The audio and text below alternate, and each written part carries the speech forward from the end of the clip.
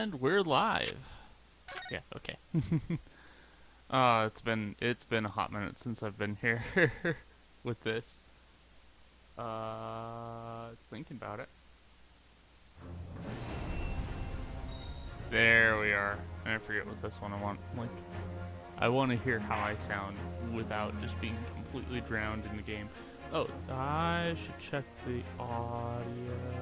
I think I'm gonna be okay, as long as I'm just mindful of that. The last few times that I've watched this back, I feel like I'm a little bit quiet. Hang on, adjusting. There we go. I feel like I'm a little bit quiet, but maybe that's just, I don't know. It's interesting doing different voices for this and trying to keep up with that. So, without further ado, we're back and we're starting in episode 3. At the top here. So for the streaming showcase, or for the specialty stream, I am doing a stream showcase this month.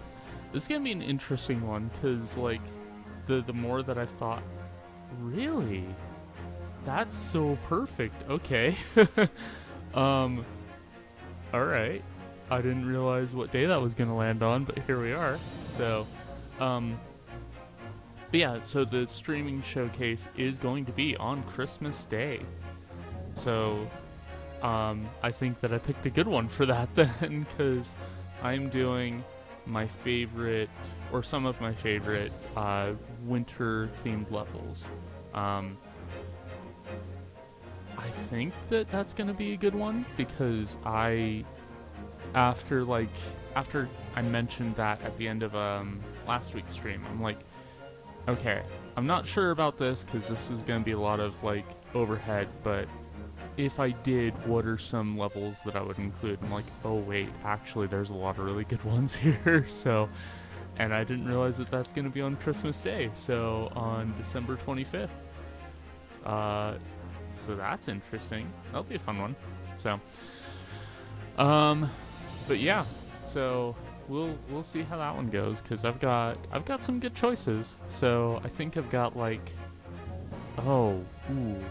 think I've got 5 that I'm eyeing up, and it's gonna be one of those things where it's like, okay, how long is it gonna take to showcase each of these? You know, so I don't know if 5 is enough. I don't know if 5 is too much, but we'll see. Yeah, so that's I'm good with time management, and I totally knew that was Christmas, and that was why I decided that. Sure. Alright, anyway, we'll go ahead and get back to this. So we are starting off with episode 3 here of the first game, and we're just starting off fresh. So I think I've got a cutscene here, right? So I'll let that play out. Right?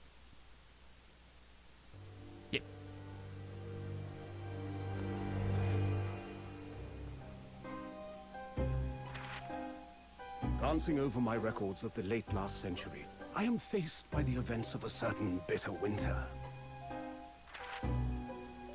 A murder in a carriage as it sped through dense London fog in the dead of night.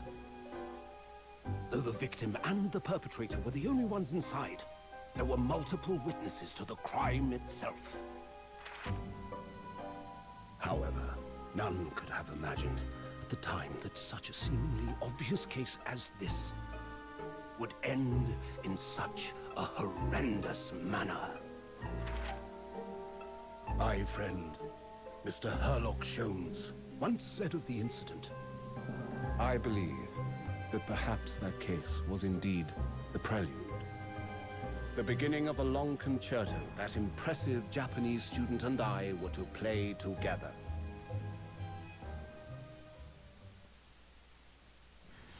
And here we go. Oh, more cutscene.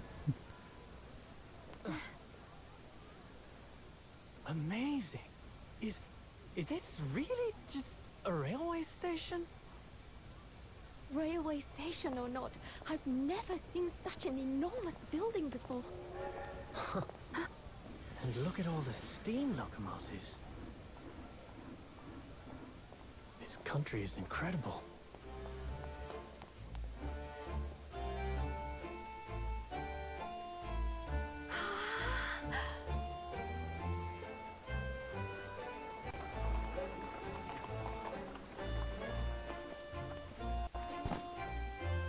I feel like I'm dreaming.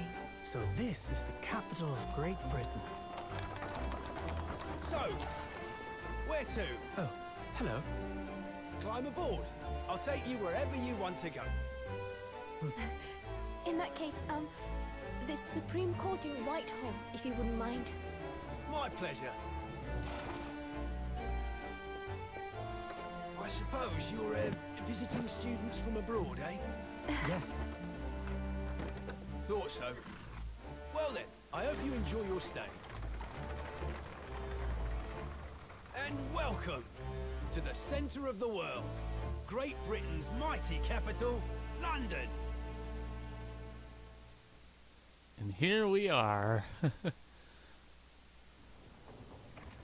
Oh boy. There's gonna be a lot of voices. A lot of new voices that I'll have to figure out what I'm doing for.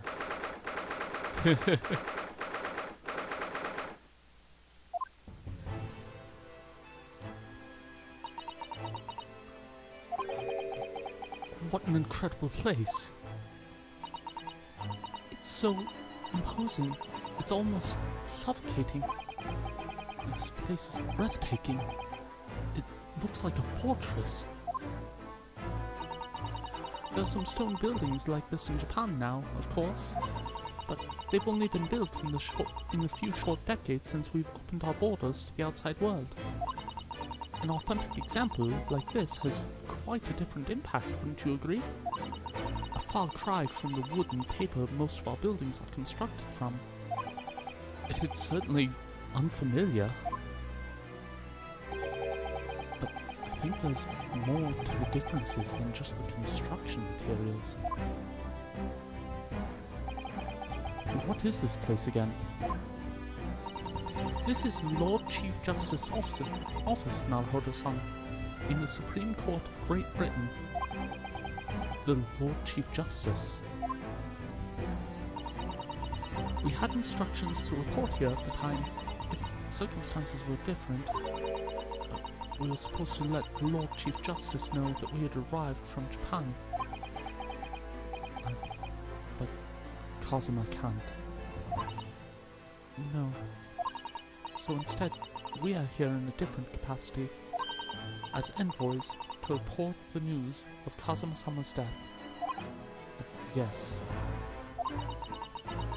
And having delivered his or her message, an envoy's duty is done. So, we'd have to return to Japan. If we want to remain here in Great Britain, I have to take Kazuma's place as the last student selected for the study tour. Yes, which means you'll need the requisite qualifications as lawyer, which is what I've been studying for. Here in Great Britain, it is the Lord Chief Justice who appoints lawyers. So that's the second reason why we're here. To have you officially recognized as a lawyer. It's the only way that we'll be able to remain here in London. I hope I'm up to the scratch. Ah, good morning. Sorry for keeping you. I think I got the right voice. Yep. Okay. Oh. I trust you aren't too exhausted after your long voyage from Japan. Seems I'm 1 hour, 12 minutes, and 47 seconds late. My apologies. Oh, no, don't mention it. We're never happier than when we're standing around with nothing much to do. How fortunate. So, introductions. I am Male Strongheart, Lord Chief Justice of the British Empire. And I feel like a little mouse under an elephant's foot. Come on, Mr. Naruhodo, don't be a mouse.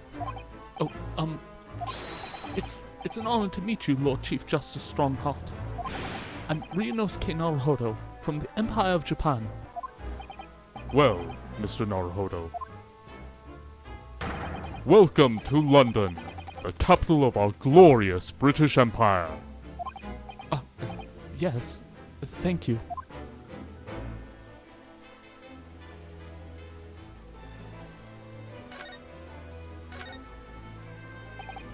So, what are your impressions of our capital so far?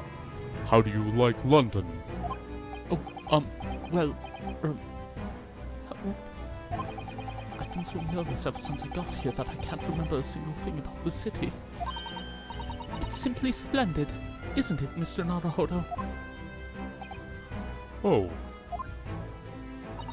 We had a wonderful view of some of London's streets from the carriage on the way here from the station. Everything is so impressive and grand. I must say, I'm almost lost for words. I'm glad to hear you like it. The city boasts tramways, piped water and gas, even cables supplying electricity. We spearhead every revolutionary new technology in the world. Every visitor to London is astounded. Oh, yes, astounded is the word. Thanks for saving me there, Suzato-san. And everyone seems so jolly and full of vigor. Yes, there's much excitement about the upcoming great exhibition we will be hosting here in London. A great exhibition? Cultural and technological achievements from around the globe are to be exhibited here in our great city. It will be the greatest spectacle of its kind in history, and will make Paris's World Fair look like a toy shop. Gosh, I can hardly imagine how magnificent it's going to be. Great Britain's capital is nothing but magnificent. London is the center of the modern world. Even if you do say so yourself. The sun will never set on our great empire. Perhaps it is fate that in these progressive times we welcome visitors from the land of the rising sun.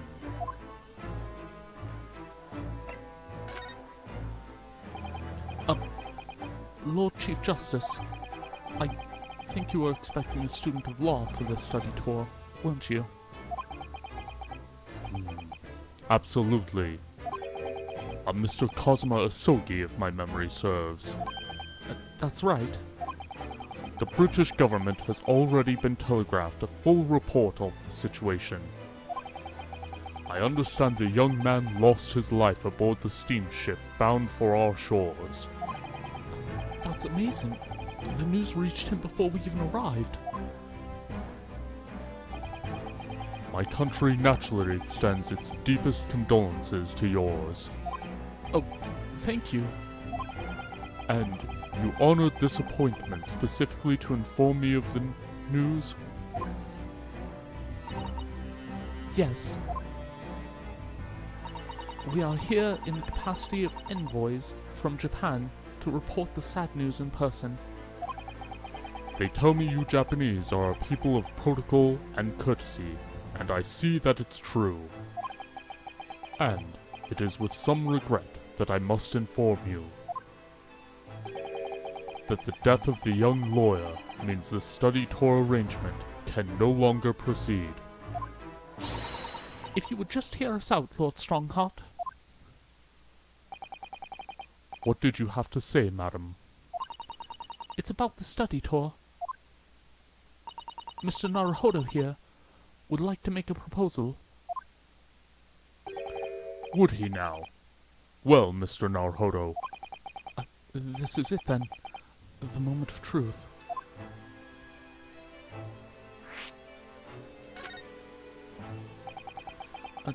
The thing is, Lord Justice, Lord Strongheart, I was wondering if perhaps you would consider allowing the study tour to go ahead. Don't misunderstand me. Britain would ideally like to see the tour go ahead. But without a lawyer from your country, there's nothing to be done. Well, in that case, what if there was someone else? Another lawyer from Japan, I mean.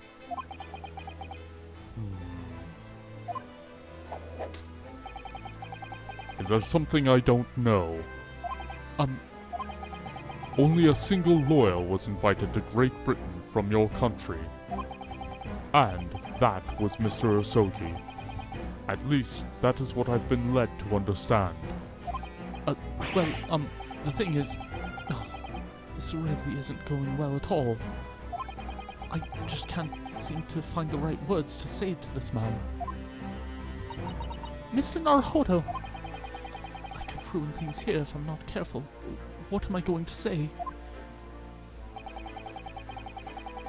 If there is someone else here from Japan who could be described as a lawyer, it's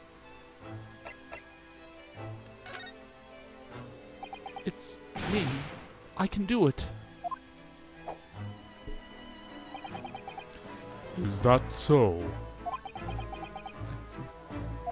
I mean, I don't actually have any qualifications as such, but... No qualifications, you say? And yet you still claim to be a lawyer?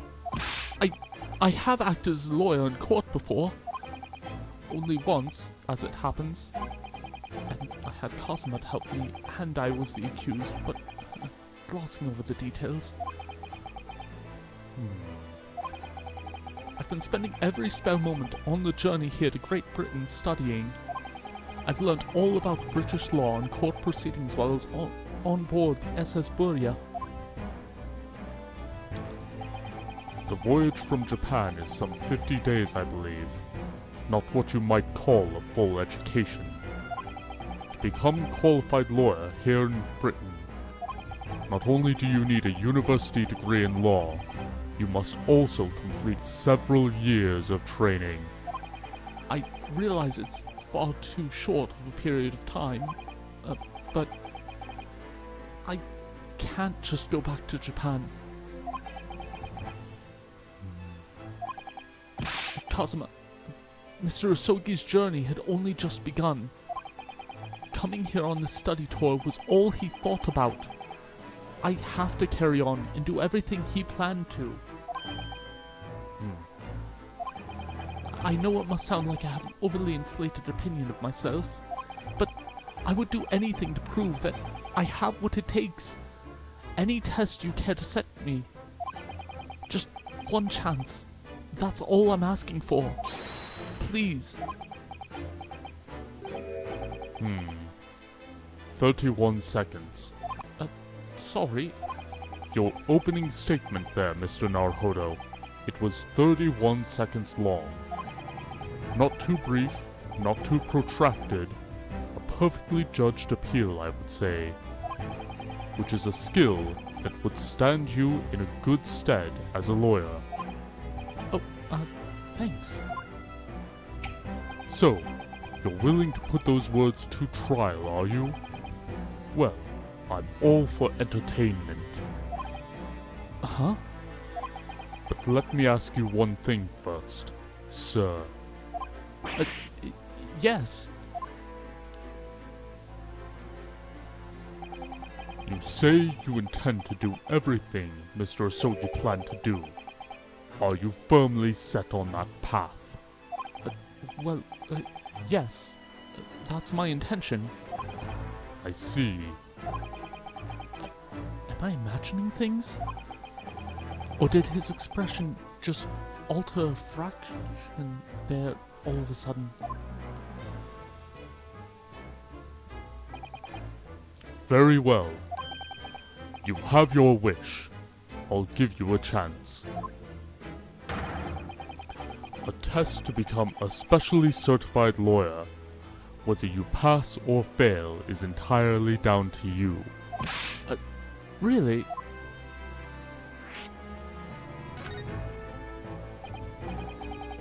So, what form will the test take exactly? Tell me, Mr. Naruhodo, What do you consider the role of a lawyer to be? Well, defending people, of course. Well said. So, let's have you defend someone. Huh? Your timing is perfect, in fact. There's an apt trial about to begin later today. No advocate has been appointed for the defense as yet, so this will be welcome news. Today? Straight away? If you manage to secure a verdict of not guilty, you'll have passed my test. What could be simpler? How do I get myself into these situations? Well, could I ask, what sort of trial is it, Lord Strongheart? Yes, good question. Ah, I remember. It's a murder trial. A murder? An extremely simple case, I understand. You really can't lose. That's easy to say. But I should mention, just in case, if the defendant is found guilty, he will of course be sentenced to capital punishment. Capital punishment? He'll be put to death? Here in Great Britain, murderers are sent to the gallows without exception. Presumably, you read that much in your presumably you read that much in your short sea-based introduction to British law. We can't possibly agree to such a test. We would be toying with a man's life. I am the Lord Chief Justice, and I've decided it's acceptable. But you can't do that, can you? There's no need to overcomplicate this. All you have to do is ensure that you don't lose. So the defendant may live or die, depending on how well I perform in court? If I lose, he'll be hanged. Mr. Naruhodo, you've come to me claiming to be a lawyer. If you want me to take you seriously, you need to prove you're willing to do a lawyer's job. And you say you intend to see through the will of your compatriot, Mr. Asogi. I would like to understand just how far you're willing to go in order to make that happen. He's testing my resolve. What's the matter? You've fallen silent. I'm sorry, but time is pressing. The trial begins shortly. I need an answer from you now. What's it to be? What do I say? Do I agree to this absurd test?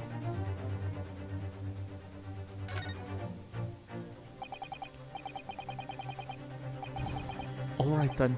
If I can't do it. I can't get the words out. 15 seconds. Your decision-making needs work if you want to be a lawyer. That was too slow.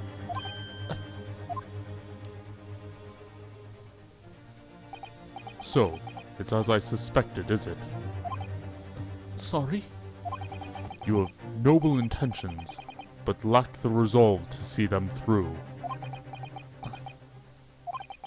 The test is cancelled. Thank you for stopping by. Go and acquire your ticket for passage back to the east tomorrow. This conversation is over. Yes, Lord Strongheart. Thank you for offering me a chance. Mr. Naruhodo, I'm sorry, Mrs. Otto, but what could I do? It's all right. I understand. You do. It's not an easy decision to choose whether to defend a man in these circumstances. but resolve has absolutely nothing to do with it. What are you trying to say, madam? I think what Miss Susato means is that no matter how badly I'd like to be recognized as a lawyer and stay here in Great Britain, to risk another man's life by treating his one and only chance at a trial so trivially would be utterly unforgivable. And I feel exactly the same way. I'm sure the defendant won't see his trial as a test, as some kind of experiment.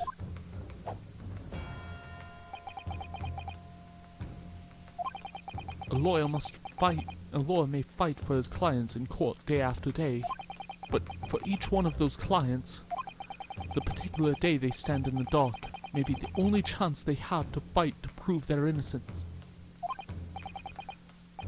No, I was wrong. I'm not qualified to do that job yet. I'm sorry for wasting your precious time, Lord Chief Justice.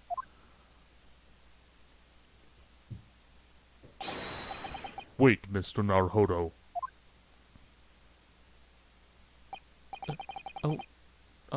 Was there something else? It's approximately 20 minutes by carriage to the Old Bailey from here. If you leave immediately, you should still be there in time. But I just said that... I was quite serious in what I told you. The defendant in this case has literally no one to advocate for him. What? At this point, he can't hope to find someone to represent him. The trial will begin without a defense. And if that happens, there's only one possible outcome. He will receive the most severe sentence the judge can pass down. But that's awful. But that is the truth. Why does it have to be like this? Please don't expect an answer to every question. The cold hard truth of the matter is that there is only one person now with a chance to save this man from a very miserable end. And that is you. I'm really his only hope. So, what do you say now, madam? Me? What do you mean, Lord Strongheart? You said it wasn't an easy decision to choose whether to defend a man in these circumstances, and I agree. But in my estimation, it is purely and simply a matter of resolve. Oh. Our time is up here. I have a meeting to attend. I must leave in 2 minutes and 16 seconds.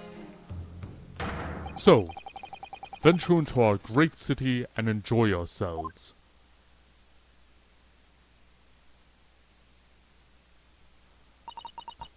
He's gone. The Old Bailey.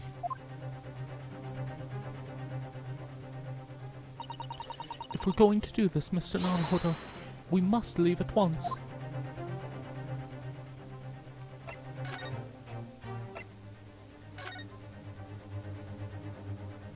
Oh. Into the thick of it immediately.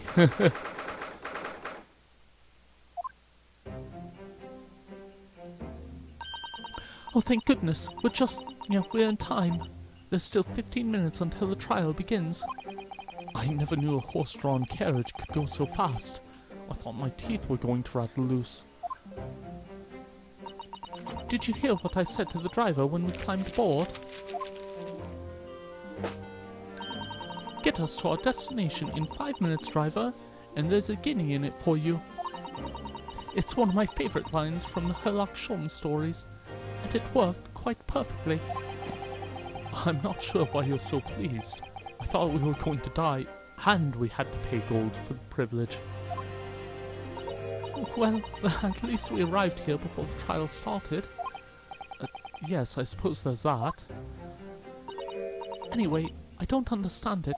The court clerk said the defendant should be here, but there's no sign of him at all.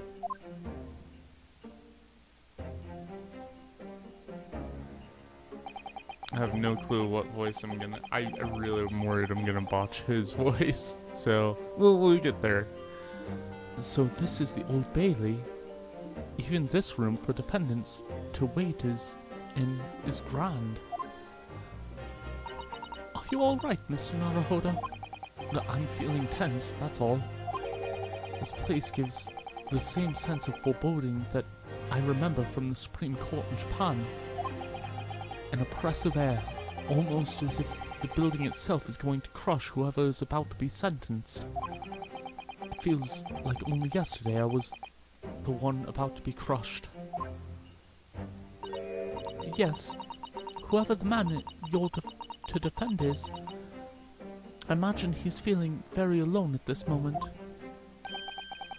Top of the morning to you, madam. Sir. Alright, that's where I'm going with it, I guess. What are yous doing? Following me here? Things are fair desperate, aren't they? Sorry. Would you look at these expressionless faces? From the East, are yous? We're from Japan, yes. Ah, Japan is it? Right, say no more. So, how much do yous need? No, we're here, we're just here because... No need to explain, fella. I've been there myself. So I have. No place to go, nothing to eat, barely a penny to your name, and all while in a strange, faraway land. Well, actually, we haven't found a place to stay yet, no. 'Tis grand, 'tis grand. Let me start by giving yous 1,000 guineas. Say nothing now. 1,000 guineas? Please, Mrs. Otto, you don't have to shout. But 1,000 guineas is enough to build an entire mansion in the most prestigious area of Tokyo. What? 'Tis nothing to me at all. I like to ensure I have sufficient funds to weather a rainy day, you see. I've enough wealth to build the city of London 2 or 3 times over. Could that much rain even fall in one day? Well, even so, we couldn't possibly accept such a large sum of money. Ah! That hit me in the eye. Don't get me wrong, fella. I'm not giving it to you, no strings attached. I'll be wanting you to do something for me. Oh? To be honest, 'tis a little embarrassing. The trial that's about to begin, you see. For it's for me good self here. I'll be in the dock. Oh. So now, what I want you to do is come along with me and stand there beside me. Officially, you'll be my lawyer, but that's just a little detail now. Oh, well, the thing is, don't worry about a thing. All you have to do is stand up there next to me, nothing more. Otherwise, you see, the trial is going to start without me having any kind of representation at all. So it was true. The Lord Chief Justice wasn't just making it all up. I'm terribly sorry to have to ask, but does that mean you're the defendant in this trial? Blistering blazes! Do yous not know who I am? Me? One of London's biggest names? No, sorry. We've only just arrived in the city, you see. I see. I suppose it isn't altogether impossible. Well, just next to Hyde Park, there in the centre of London, is another beautiful park. Sorry, a park? What? 'Tis called McGilded Park, full of blossom and flowers in the spring and singing birds and whatnot. I donated it to the city, so I did. An entire park in central London. A city of smiles, that's my vision for London. There's nothing Magnus McGilded wouldn't do for the city, and its queer old people. That's amazing. I mean, really extraordinary. But now they've got the gall to say I'm a good-for-nothing criminal. Me, Magnus McGilded. What is the matter with the London police, I ask you?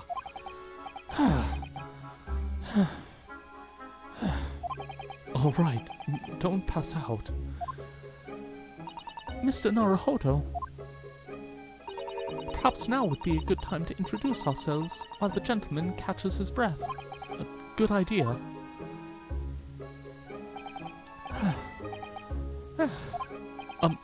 Mr. McGilded, the thing is, we're actually here in London to study British law. We're law students on a study tour from Japan, you see. So, if you don't have a lawyer for the trial yet, and you'd be happy to put yourself in our hands... What was I after saying, you daft digit? I've given you 1,000 guineas to stand up there next to me, haven't I? Well, yes, but I wasn't really offering to just stand up there next to you. Oh, I think I see what's going on here. Sorry. I know what you're thinking. This Chancellor of a fellow claims to have more money than the Queen. But if that's true, why the blazes can't he hire the finest lawyer in all of England? Because he did it. That's the only explanation. Well, not at all. Although, it is a little strange to be honest. Why don't you have a lawyer, I mean? That would be the fault of the Reaper. Sorry. Did he just say Reaper? Aye, the Grim Reaper of the Bailey, Lord Beric von Zeeks. He's the prosecutor. The prosecutor is the Grim Reaper? When Van Zeeks stands for the prosecution, they call the accused his sacrificial lambs. And to this day, in every single trial in which he's been the prosecutor, the accused has been damned. Wow. That was... okay. That did not... This is an accent that I'm gonna struggle with. What? So, if it's reached the desperate situation, where there's no one willing to stand in defense against the fellow at all, you could say he's a living legend of the Old Bailey. Goodness, Lord Beric von Zeeks. He must be an exceptionally talented prosecutor then.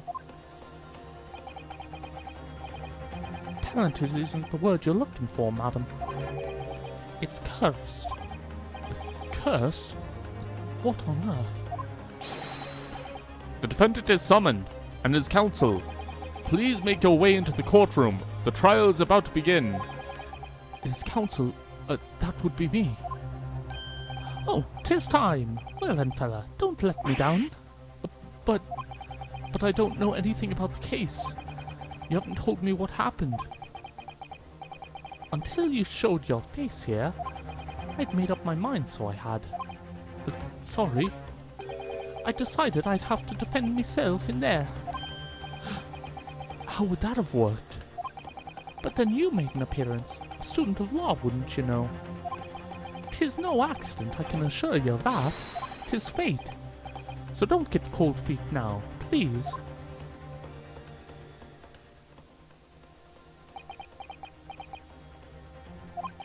I literally know nothing about the case or about this man who stands accused.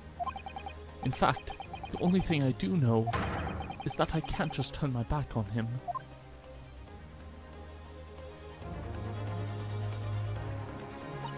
Mr. Naruhodo, the man has no one. He'll have to stand alone in that courtroom. armed with nothing to defend himself. Yes, something that Cosima would never have allowed to happen. Counsel for the defense, what are you doing? If you're late for the start of the trial, you will lose your right to stand.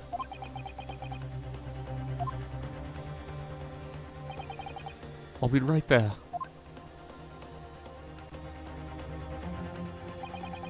It's happening then. My first trial in a British court. I hope you're watching over me, Cosima. Because I have no idea how I'm going to manage this.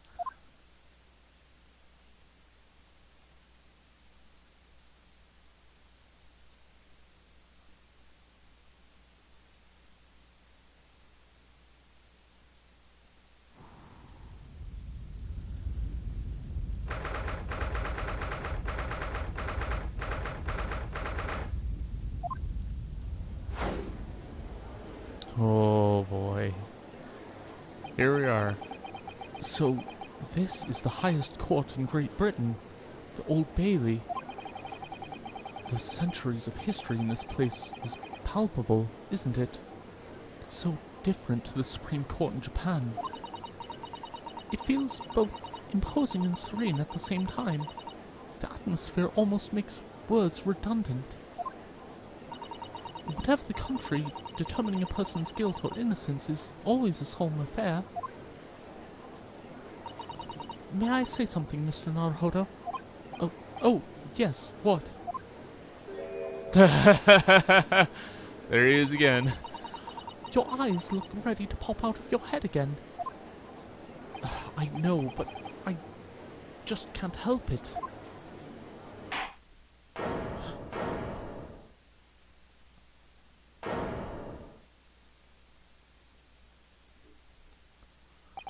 In the name of Her Majesty the Queen, I hereby declare this court to be in session.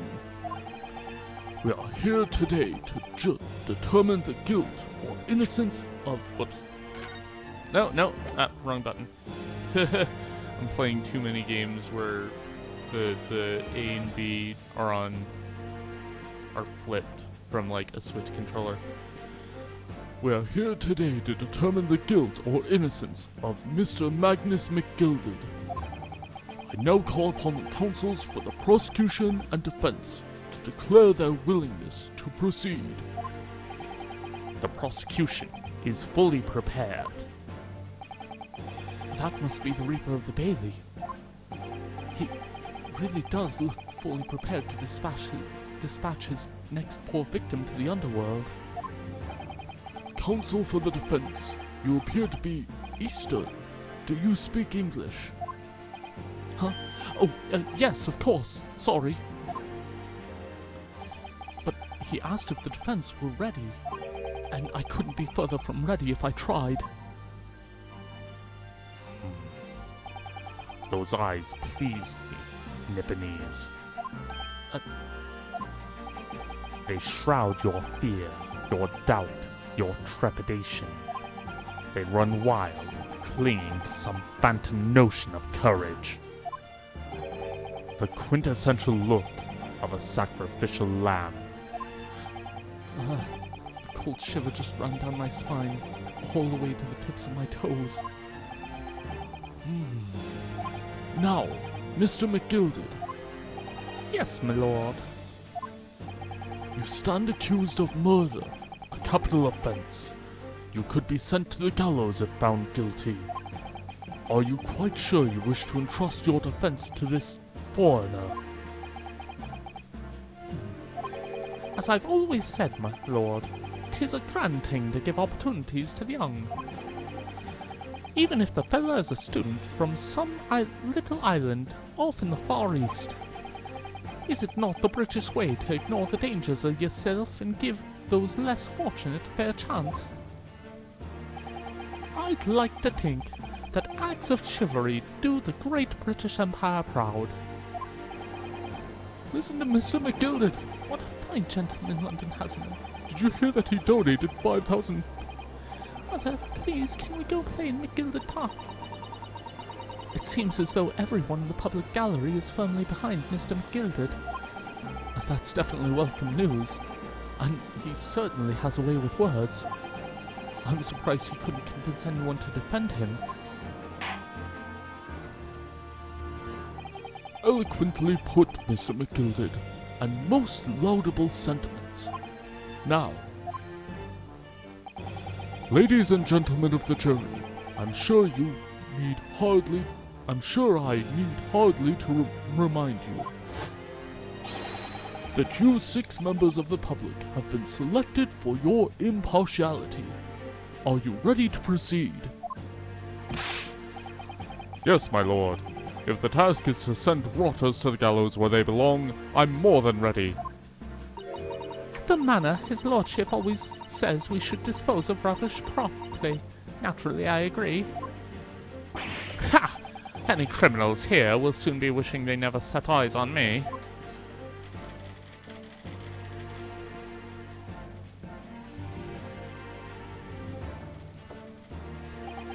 I feel a chill. Oh, don't mind me, my dears. I'll just be getting on with my knitting. Must finish these mitts for my grandson. Ah, Mr. Naruhodo, those people are... The jury, yes. That's something we don't have in Japan yet. That's right. I've only ever read about it. But here in Great Britain, the court's final verdict depends on the opinion of these 6 jurors. The judge passes sentence according to the law, but the jurors determine guilt based on common sense. So the defendant is ultimately judged from 2 completely different points of view. But how exactly do the jurors give their verdict? That I don't know, but I'm sure it will become clear as the trial progresses. Yes. Prosecutor Van Zieks, My lord. it has been a number of years since we've seen you here in the courtroom. I thought you renounced your fame. I'm known as the Reaper of the Bailey, my lord. Infamy, rather than fame, I would say. But yes, 5 years have passed since I last spread my wings in this capacity. So what brings you back? Is there some change of circumstance of which the court should be aware?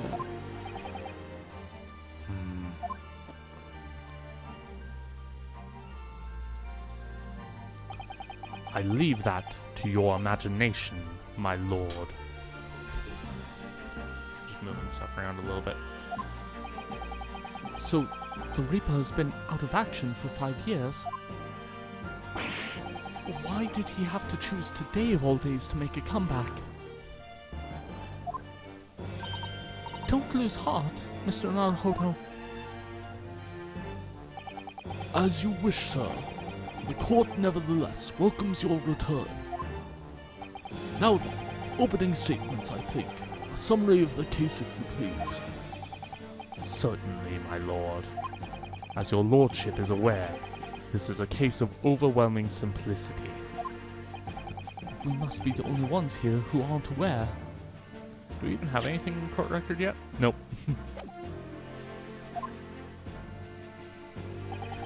The incident took place in the late evening, 3 days past. The hour was some minutes after 10. The victim was a maker of building bricks known in the community as Thrice Fired Mason. Sorry, thrice. He was a very accomplished craftsman. The bricks he fired were said to be almost indestructible. The victim's corpse was discovered in an omnibus in service on the streets of London at the time.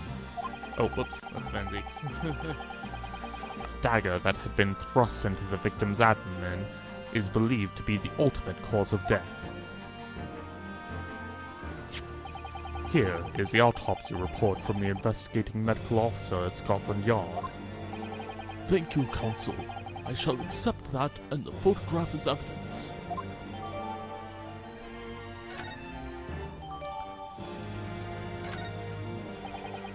And one further item of evidence. The prosecution wishes to submit these as well. And these are... Good lord! Is that blood, Counsel? Yes, my lord. Seized by a policeman who arrived on the scene. Those gore-soaked gloves were taken from the hands of the accused when he was arrested. What? Mr. McGilded's gloves had blood on them. Yes, I will accept these as evidence as well. How did I get into this? Let's just take a peek at everything.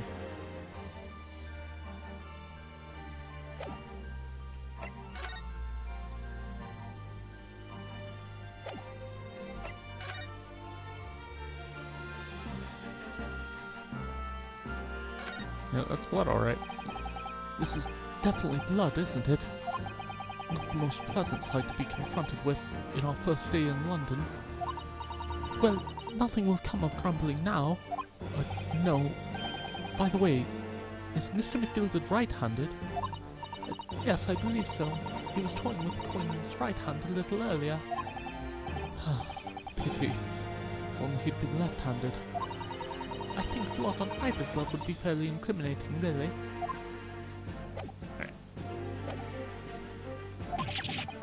I'm backed into a corner before I've even started. Continuing. According to the driver of the omnibus, there were only 2 passengers traveling inside his vehicle at the time. Only 2? Obviously, one of those passengers was the deceased brickmaker, Mr. Mason. The other was the accused, Magnus McGilded. Well, rather damning circumstances, to say the least. Defendant, what say you?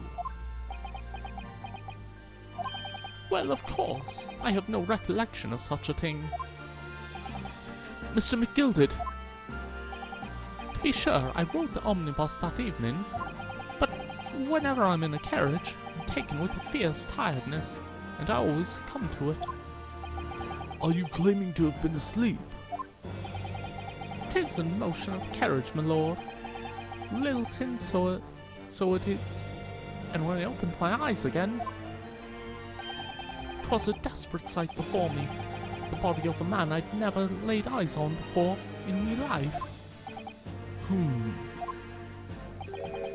Now I ask yous, what good-hearted soul wouldn't rush to help a fellow bleeding from his stomach?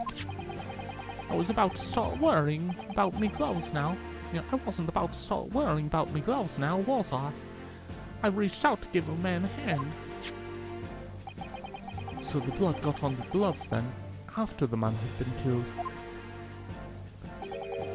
Unfortunately, that statement of the driver is only the beginning.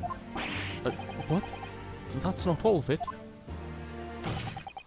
There were multiple witnesses to the precise moment at which the brickmaker was fatally stabbed. Oh boy. Order! Order! Order! When the killing took place, only the victim and the accused were inside the carriage, and there were witnesses to the crime. This is not just a case of compelling evidence. It's the nail in the coffin of the accused.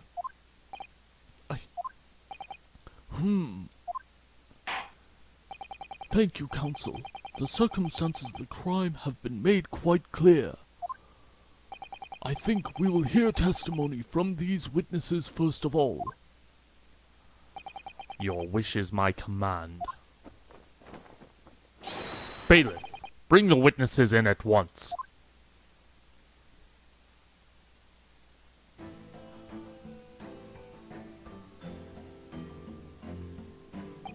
Witnesses, your names and occupations. My name is... well, everyone calls me Beppo. I drive an omnibus in the East Field, East End. Bruce, fair play. I'm a banker in the city. My name's First. Lady First. I make hats for gents. Let's begin by confirming the facts. 3 days ago, at a short time after 10 o'clock in the evening, all of you present in the stand were in an omnibus and witness to the aforementioned incident. Is that correct? Yes, sir. Quite right. Yes, sir, that's right, sir. Very well, then. Let's proceed to your formal testimonies, please. Each of you will tell the court precisely what you saw. I'm worried I'm just gonna get, like, the voices wrong and just mix them all up, because there's so many characters. So many. Alright. It was the last bus of the evening, so I had a few customers. I remember it well.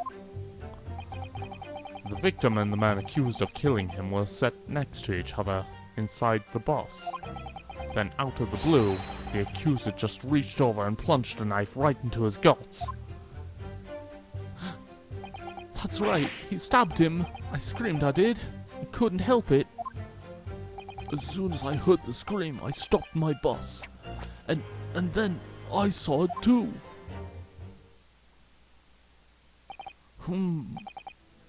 Unambiguous testimony, I must say.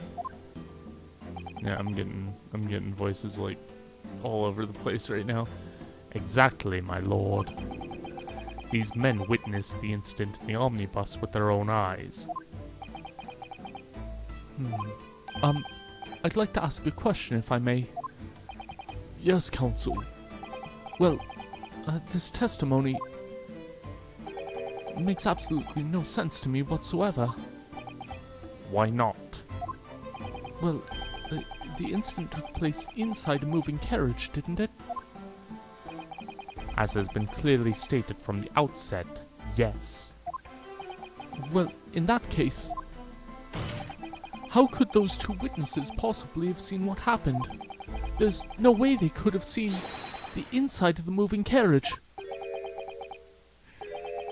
Oh no. Oh no. Oh no.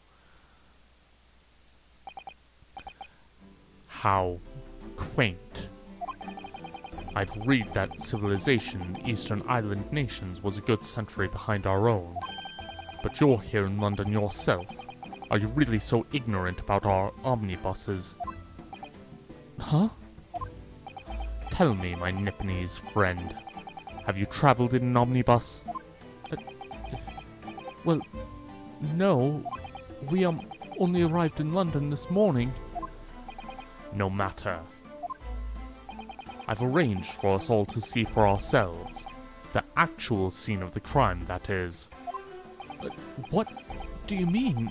The actual scene? How? A carriage is destined to be moved, after all. Presumably you understand that much. Yes. The omnibus in which this bloody crime took place is here today, in this very building. Here... what? The entire carriage? Bailiff! Bring forth the stricken omnibus.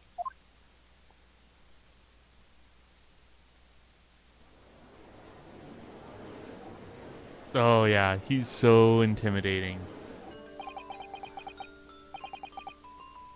So, that's an omnibus. The omnibus. I can't believe they could bring something so enormous in here. Great Britain's courtrooms are amazing. As you can see, the omnibus is pulled by 2 horses and can carry up to 8 passengers. 4 passengers seated inside the enclosed cabin, and another 4 on the rooftop deck above. Every Londoner knows that the best views of the city's architecture and signs are to be had from the top of an omnibus. And I should point out to our foreign guests that there is a skylight in the roof, allowing a view of the interior from the seats above. Ah, a skylight. Oh! The penny drops at last, I see. These two gentlemen were occupying the rooftop seats on the omnibus when the murder took place. That is how they came to witness the grim incident. Through the skylight. That makes perfect sense. Well, Counsel, this is a first. In all my years behind the bench, I've never experienced the crime scene itself brought into the courtroom. There are a number of important clues remaining inside the carriage, my lord. I would like to submit the omnibus itself as evidence. That is the prosecution's wish.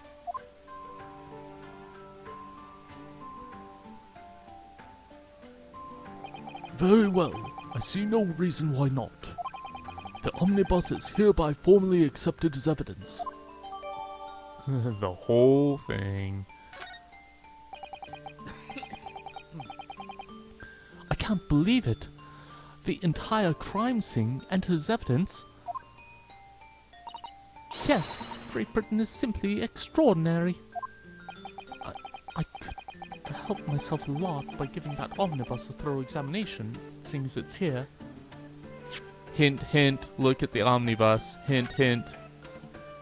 I love those little hints of like, hey, here's where we want you to go with this. Well, let's open the door and go inside, shall we? The scene of a murder. It's horrible.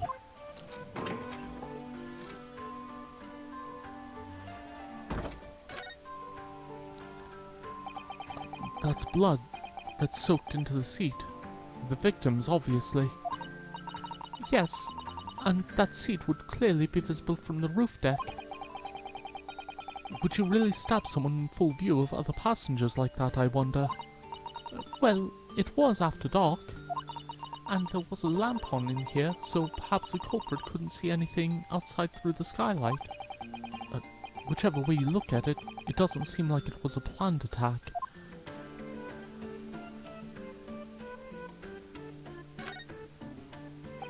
Ah, that's a poster for the great exhibition that's due to start in 6 months from now.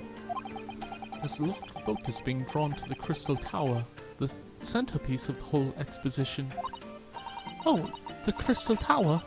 It's under construction already, I believe. People all over London must be fizzing with excitement at the prospect of such a grand event.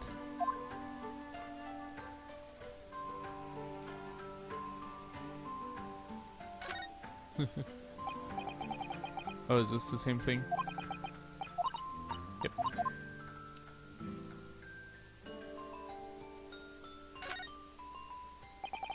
The seat has a handle, it seems.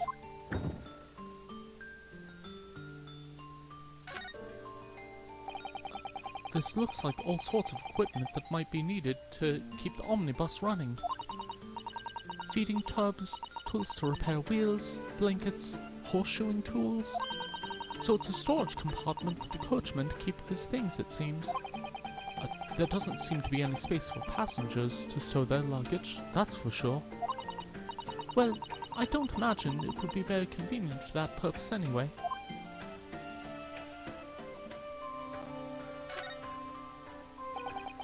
It's quite large skylight, isn't it? Yes, quite large enough to afford a good view into the cabin from the roof deck. And there doesn't seem to be a handle or catch of any description. So, I suppose it can't be opened from inside the cabin at least.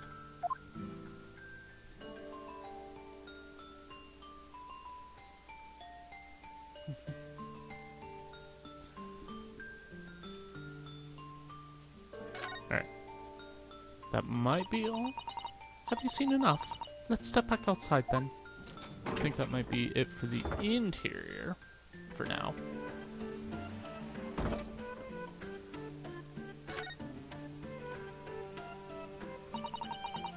So this is the roof deck of the omnibus.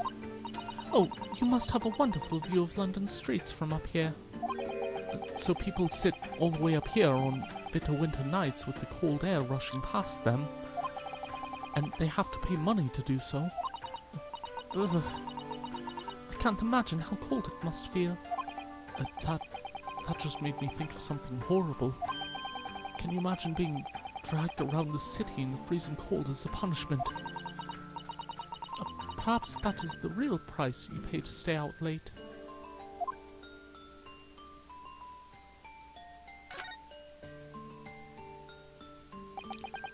You can certainly see inside the carriage through this opening, that's for sure. Yes, and there's a lamp in the enclosed cabin, so I'm sure the witnesses would have been able to see quite clearly. That's not good for us. Okay.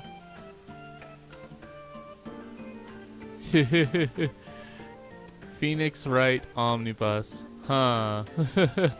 How about that?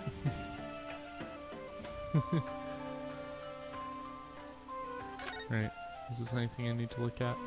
Oh, I don't think so. Okay. We already went over that. Okay, I think that's it for now. We may need to revisit that. Yeah. I got the text. And don't worry, I'm aware of it, so... I think that will actually come to play, like, further on in the trial, too, so... We'll get there. Let us continue with the proceedings, then. Your cross-examination, counsel. Pray don't expect this Nipponese stray to understand the intricacies of British courts' cross-examination rights.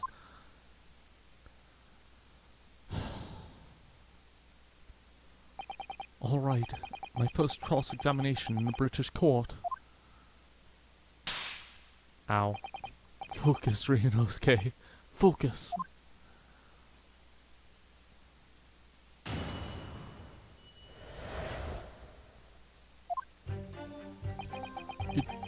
It was the last bus of the evening, so I had a few customers. I remember it well. Can't press everything. Yes, I think it was some time after 10, wasn't it? Oh, yes, sir, that's right, sir. Yes. Ever so cold it was, sir. Freezing, in fact. And you had 4 passengers on board at the time, is that correct? Yes, that's right, sir. Not all traveling in the same parts of the bus, of course, though no. And there were no other passengers when the incident took place. No one alighted, for example.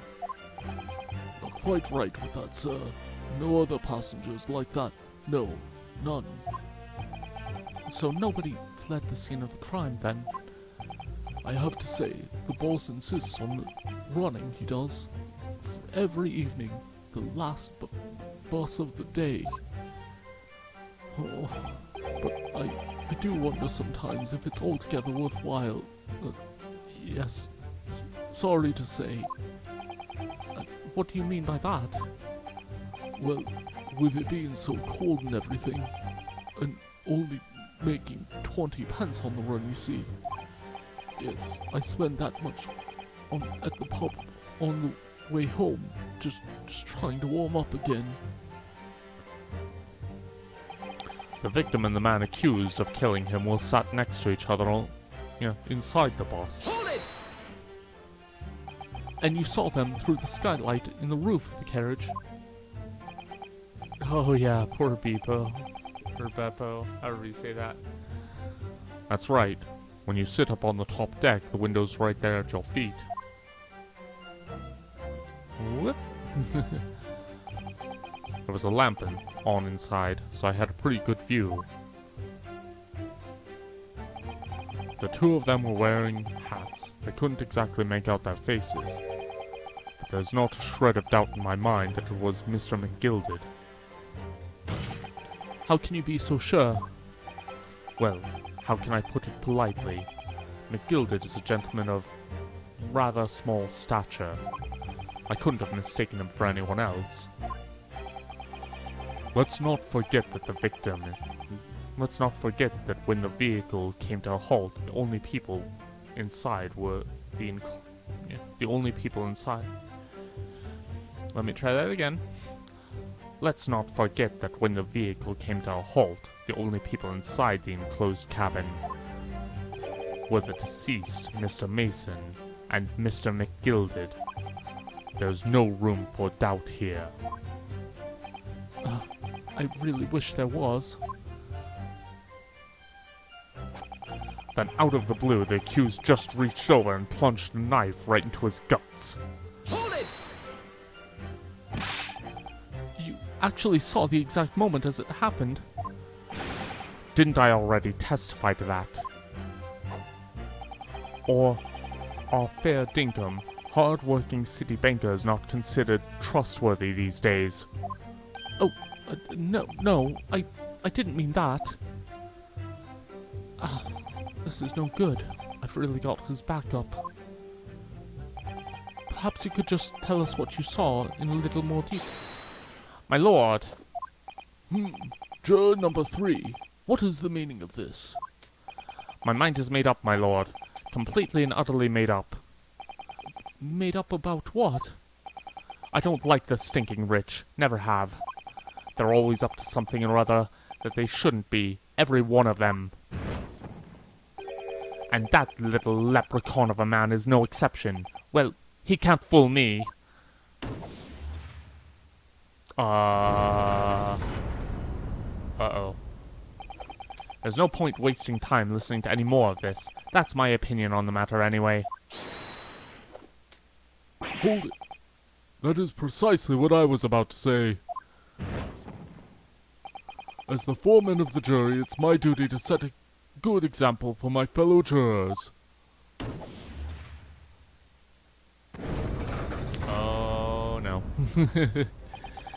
What is happening here? Let me see. Ah, yes. It seems that's how the members of the jury give their verdicts. With fire? Apparently, yes. White for innocent and black for guilty. As the 6 members of the jury make up their minds about the case, one by one they each cast a ball of fire into the great scales of justice as we saw a moment ago. So if those enormous scales fall completely to the black side, what does that mean? Let's do our very best to make sure that doesn't happen. Now I'm even more worried than I was before. Very well. The court acknowledges the change in the jury's stance. Counsel for the defense, please continue with your cross-examination. This is a nightmare. That's right. He stabbed him.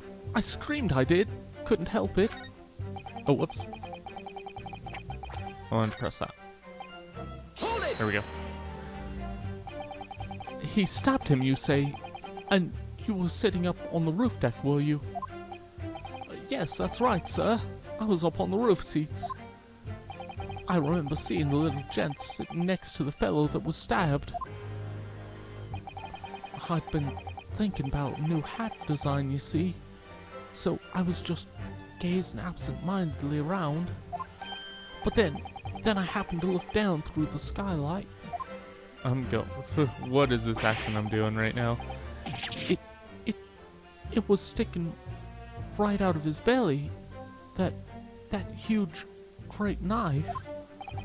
A grim sight indeed. That didn't help me at all. Uh-oh. The jury looked like they're even more convinced my client did it than they were before. That appears to have made everyone even more dubious that Mr. McGilded is telling the truth. If only we had some evidence to counter their suspicions. Mr. First. Yes, sir. Is this the knife you saw? Oh, good grief. Yes, that's it. That's the very one, sir. Is that... Yes, Counsel. This is the blade that was driven into the victim's belly like a stake through the heart. It is a blade of considerable size, Counsel. It is. And furthermore, the scabbard is emblazoned prominently with a certain initial. The letter M, which seems oddly familiar. Please, no. M, for Magnus, perhaps, or McGilded, possibly. Take your pick. It seems this particular big name in London made a magnificent mistake. Objection! But there are M's everywhere. Yes, like in Mason. Objection! This blade is far too extravagant for a poor brickmaker to have owned. No, this weapon of murder almost certainly belongs to the accused.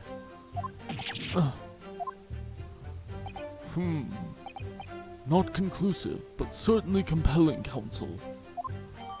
Oh, there we are.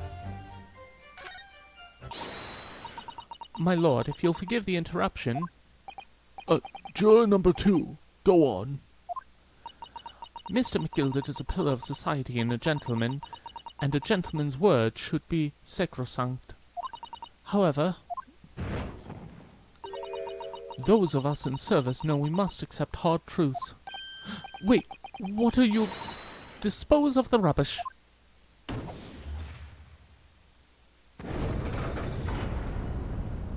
Uh-oh.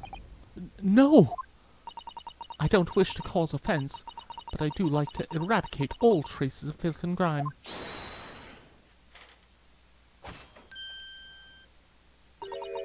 I have painstakingly typed every word uttered here today and cross-referenced all the facts. As such, I am now in a position to draw the only logical conclusion.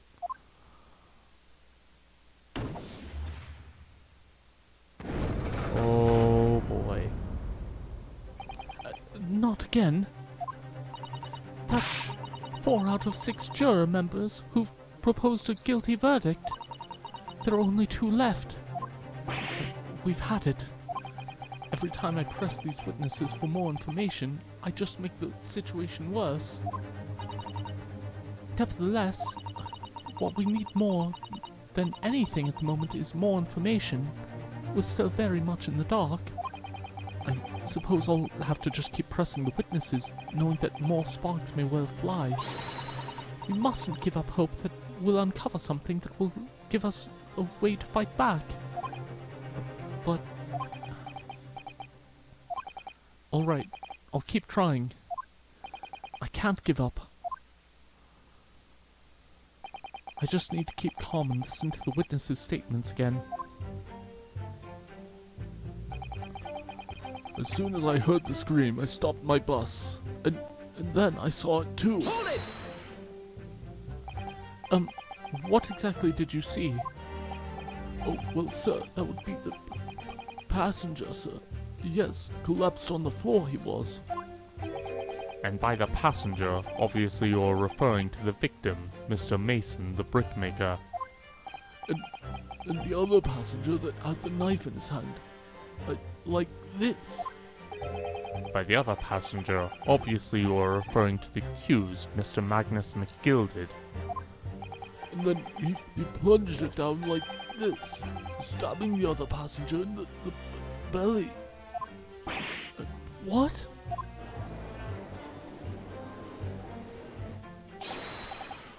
My lord, I wish to speak. Yes, juror number 5. Do I take it that you, too? As the master of London Guild of Coachmen, the idea of murder being committed in one of the city's carriages is utterly abhorrent to me. It wouldn't be right to make a decision before hearing all the facts, though, I said to myself. But I've heard enough now. The horse has bolted, as they say. No, please, just keep an open... Ye up now, Silver Blaze. The finish is in sight.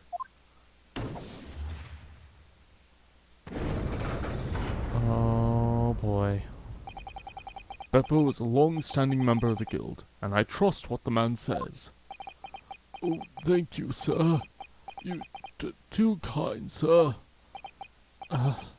This is too unkind, sir. Which now means that 5 jurors agree to condemn this man.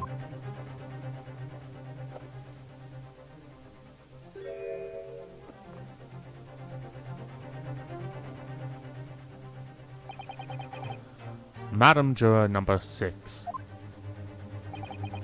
Yes, dear. What can I do for you? You have heard the testimonies of the witnesses in the stand. Oh, yes, I certainly have. Still got my hearing, you know. Then pray tell, what are you yet to pronounce? Why are you yet to pronounce your leaning?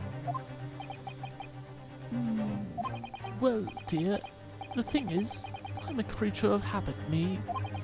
I always go to the park around this time of day and sit on a nice bench and get on with my knitting. There's a lovely little park just near where I live.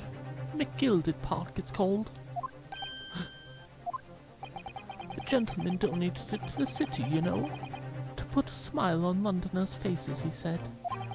I can't imagine such a fine young gentleman would have it in him to take another man's life.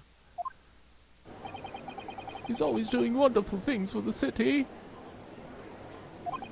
That's right. A man like that wouldn't stab anyone, surely. Mother, may we go to the McGilded Public Library later and borrow some more books?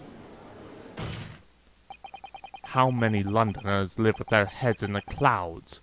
Do you people not know what kind of man Magnus McGilded really is? What kind of a man is he? The philanthropist Magnus McGilded has enough wealth to purchase the entire city he claims to value so highly. But where did all that wealth come from? Your client is a Shylock, sir, and one with the very darkest of souls. What? Stole the crows? McGilded lends money at extraordinary rates of interest, so his victims have no hope of repaying him. When they default, he takes possession of everything they own. He's a vulture that preys on the weak. Jury bias, I just got that. I've never heard any mention of that at all. Your faculties haven't deserted you, I'm sure, madam. So, has this thought not crossed your mind? Would a man wealthy enough to buy London in its entirety not have a carriage of his own? What possible reason could this man have had to make use of a public omnibus service? You're not saying that... The victim, a poor brickmaker, had next to nothing to his name save considerable financial liability. It will come as no surprise that his creditor was the accused Magnus McGilded. But let it also be known that the very day Mr. Mason was killed was the final repayment date for his debts. Good gracious! The brickmaker was destitute. He had lost his house. He had not a shilling with which to repay his debts. And in the end, this pitiful soul had the very last thing he owned taken from him, his life.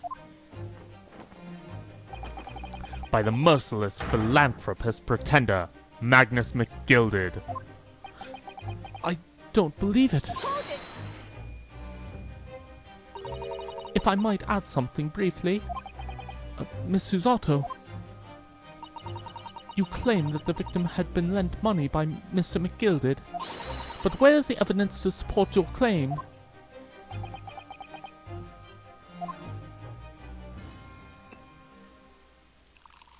Oh boy.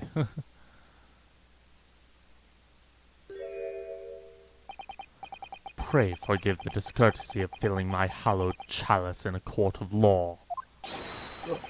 There it is. Lord Van Zeek's hollowed chalice. How can this be considered acceptable? But I find myself in unexpectedly good humor. I had heard ladies from the Far East could show great courage, but I didn't expect to experience it myself. As judicial assistant to the defense, I am simply doing my job. What a pity that your display of courage is in vain. This is the debtor's ledger, which details all monies loaned by the accused. You will find the victim's name clearly recorded inside. Oh, Allow me to present this ledger as evidence. And pray forgive the discourtesy of raising my chalice in a toast to the enigmatic East at the same time. a marvelous toast, Counsel. I will gladly accept this new evidence. Oh, yeah, I think that might be. So, I don't know if we got that earlier.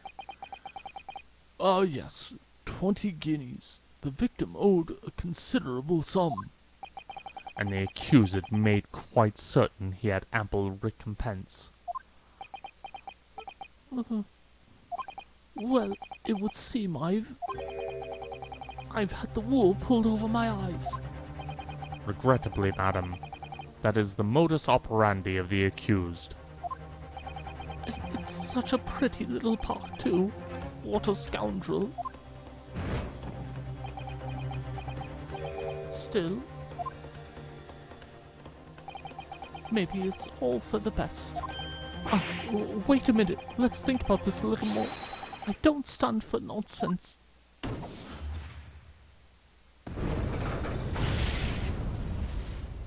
Oh boy. Okay.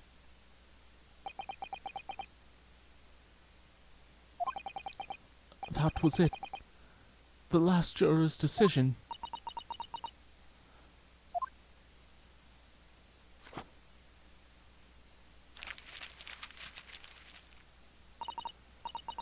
According to this encyclopedia of British law, when all members of the jury have concluded that the defendant is guilty, court proceedings are suspended and the presiding judge will deliver the final verdict and sentence. That's what it says here. The final verdict. It's over then. Oh. There's a footnote though. A footnote? However, the defense... All 6 members of the jury are now in agreement in this case.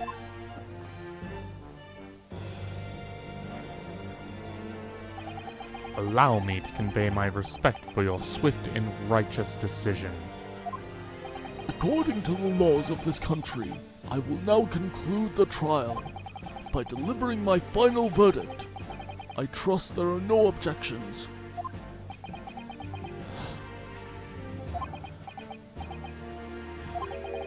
Mrs. Otto, just tell me one thing. Oh, yes. You were in the middle of saying something before. The footnote in your encyclopedia of British law. However, the defense... What did it say next? Oh, yes, of course. One moment. When all members of the jury have concluded that the defendant is guilty, court proceedings are suspended and the presiding judge will deliver the final verdict and sentence. Then the footnote says, however, the defense has the right to demand a summation examination of the jurors at this point.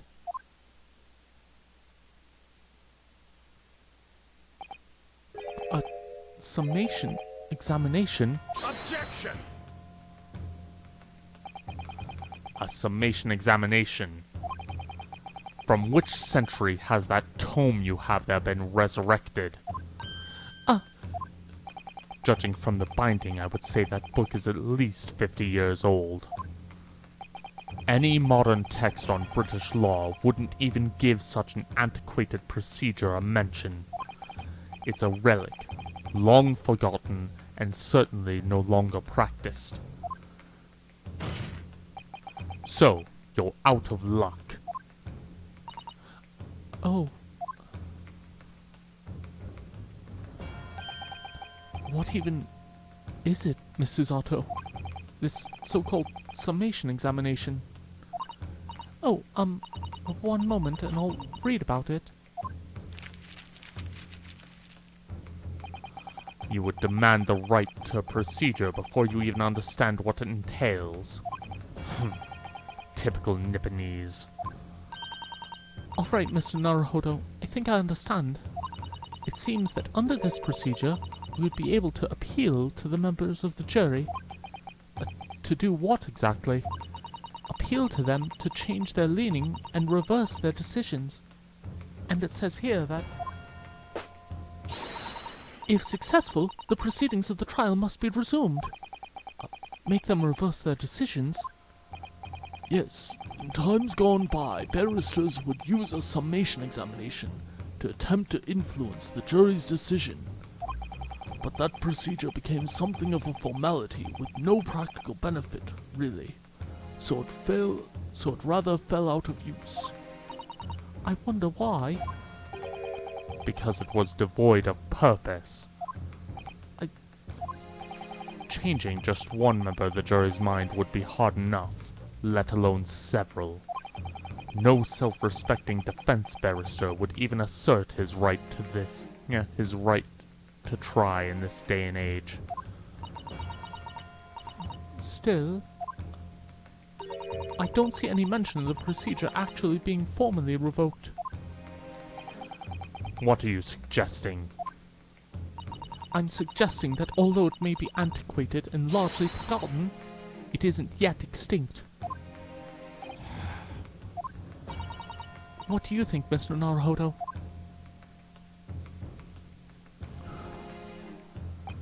A summation examination, our last possible option. Do we assert our right to try and carry it out, or admit defeat?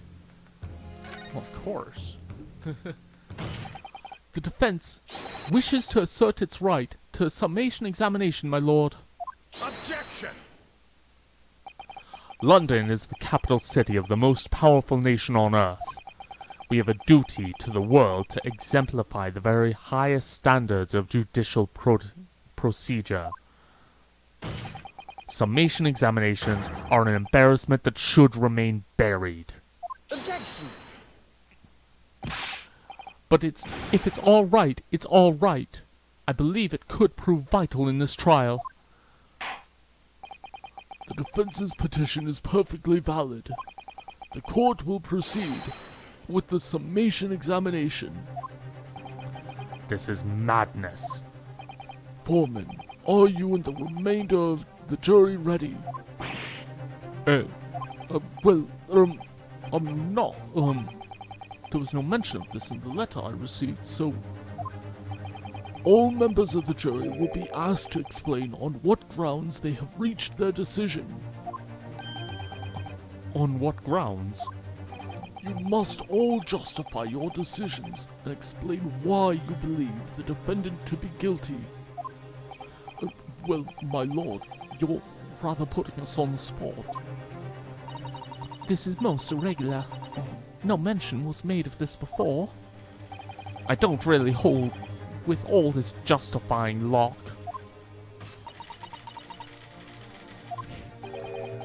That seems to have thrown the jurors off. It seems that none of them have experienced this before. Alright then, the summation examination. A defense procedure no practicing lawyer has attempted for years, is it? Well, just maybe. It might be the opportunity we've been looking for to turn this trial around.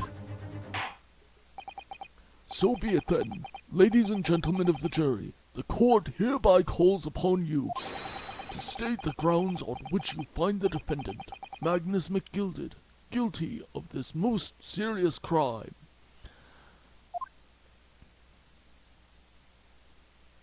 Okay, before we get too far into this, I do think I need to look at the ledger here, because we haven't looked at this yet. This portfolio must contain all sorts of secrets of London's gentry. Oh dear, do you really think we ought to look inside?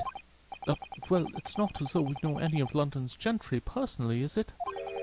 Apart from our great detective friend, perhaps. Actually, I wonder. I assure you, we will not find Mr. Shorn's name inside. Well, let's see what we find.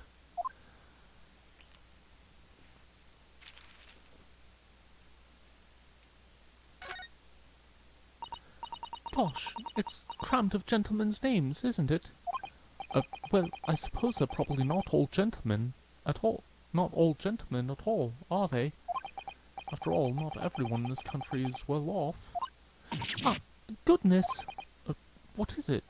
Look at this. Do you see the name here? Bruce Fairplay? Should that mean something to me? It does sound strangely familiar, actually. Bruce Fairplay, the witness testifying at this very moment. Oh, yes, of course, the banker. Why is his name in here? He borrowed 20 guineas, did he? And look, the repayment date is fast approaching. It's possible that this is just a coincidence, of course, but this could be very useful information. I'm going to make sure to get that at some point. Okay, now we can continue. There was no one else inside the carriage at the time, so it has to have been him. I trust the driver. He has an excellent memory, it seems. 4 passengers with fares totaling 20 pence. He stuck the chap next to him, just like this. Brazen, I must say. Absolutely brazen. I have simply typed and collated all the statements made thus far and drawn the logical conclusion. You can trust the guild. Fair fares are our mottos. We haven't raised prices above 4 pence for years. The scoundrel stabbing that poor man on the floor. It beggars belief. I'm starting to wish I hadn't pushed for this now. Some of the jurors don't seem to have wonderfully formed arguments, though, do they? Well, let's see what we can do. We need to get these 6 people to change their minds. I'll have to throw everything I can at them, and use some very persuasive language. Just a moment, Mr. Naruhodo. According to my book, that's not quite how it works. Oh? I thought I was going to have to thaw their icy minds with some heartwarming rhetoric about the defendant. Unfortunately, once the jurors have decided the defendant is guilty, they're unlikely to heed anything the defense says. But then, they've reached their conclusions by their own reasoning, you see. Your pleas will sound like excuses. In fact, it could recoil on you. The more you try to persuade them, the more entrenched they may become. Then what on earth am I supposed to do? Oh dear, I'm just citing what I've read about British law, Mr. Naruhodo. Right, I'm sorry. Do you have any idea how to make this work, then? Well, from what I can understand, the key to this procedure is using the jurors' own words to make your arguments. What do you mean? Well, the 6 members of the jury are randomly selected members of the public. They may appear to present a united front, but the truth is, they are complete strangers who just happen to find themselves here in the courtroom together. And that's the way to break them... and that's the way to break them down, you mean? Yes, exactly. We must listen very carefully to what each member of the jury says, and see if we can identify any contradictory statements. If we can, we then contrast the statements and pit the corresponding jurors against each other. I see, so it's contradictions in what 2 or more jurors say that we're looking for. In a way then, this is similar to a regular cross-examination. Oh, yes, I suppose you're right. Find contradictions in their statements and pit the jurors against one another to break them down. Alright, I might be able to pull this off. No, that's not right. Ow. I have to pull this off.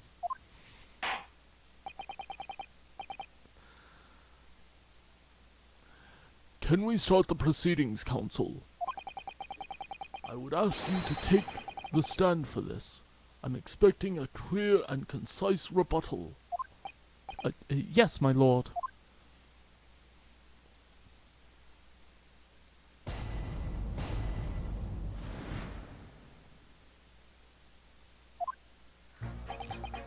There was no one else inside the carriage at the time, so it has to have been him. I trust the driver. He has an excellent memory, it seems. 4 passengers with fares totaling 20 pence. Okay. Well, we can easily start off here. Objection! Those two statements clearly contradict each other. They do. Explain yourself, counsel. Me? Oh dear, what have I said? I swear on Silverblaze's mane and name, I haven't the first idea of what you're talking about. According to the group testimony we've heard so far, there were 4 passengers on the omnibus on the night in question, and according to the coachman, Mr. Beppo, he took 20 pence in fares. Quite right. I have those precise details typed neatly here in front of me. And juror number 5 also told us the following. The fare for the omnibus is always 4 pence. That it is. A fair and convenient single price. Just the way London's carriages should be operated. But that doesn't make sense. That doesn't add up at all. In fact, it leaves a glaring discrepancy in the facts. Why, man? Why? 4 passengers paying 4 pence each. If you do the multiplication, it would be 16 pence. Exactly. As I said, it doesn't add up. The figures are different. By 4 pence, in fact. Or precisely, 1 person's fare. 1 person's fare? Yes. In other words, on the omnibus that night, it's distinctly possible that was another passenger we've heard nothing about. Oh, listen to that music.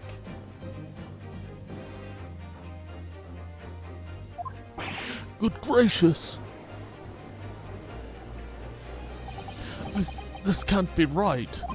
The coachmen of the guild are good, honest men, one and all. Trustworthiness is our watchword. The figures your coachman claims most certainly do not add up. Your watchword, good sir, is a fallacy. I beg your pardon? Mr. Guildmaster, I think you ought to consider that if this trial were to end now, the news would surely spread all over London. The news that one of your coachmen tried to hide the fact that he let nefarious characters ride his omnibus. All right then, how do I make it so this miserable trial doesn't end,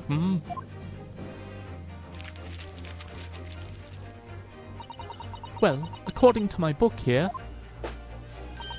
you simply launch a ball of fire onto the innocent side of the set of scales. Now hold your horses there, coachman. We're all in agreement. Wait till I get my hands on you, Beppo.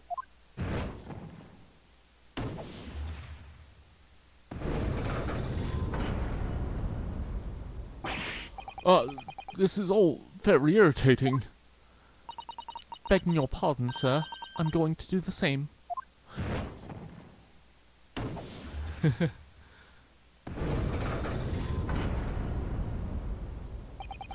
For the love of Mike, not you as well. A penny can be the difference between a smile and a tear, after all. I certainly can't put my trust in someone who doesn't follow my exacting standards in this financial matter. Oh, really? I, for one, think it's only proper that we should hear from the witnesses again. Oh, well done, Mr. Naruhodo. You did it. If we can manage to change 2 more jurors' minds, we can force the trial to continue. 2 more. Actually, there is something else that's bothering me about a couple of their assertions. That's where you must strike next. So I need to pit 2 more jurors against each other and show there's another contradiction in their assertions. Exactly. You can do it. Aww. Susato's great. Well, the scales of justice has shifted, but they still weigh heavily on the side of guilt. Counsel, you have the floor again. Continue with your summation examination.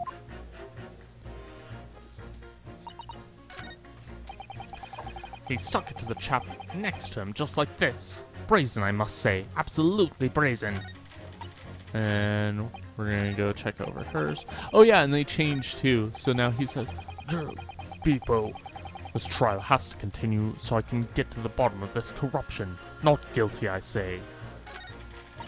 Burger's gonna go ahead and do the next one. The scoundrel stabbing that poor man on the floor. It beggars belief.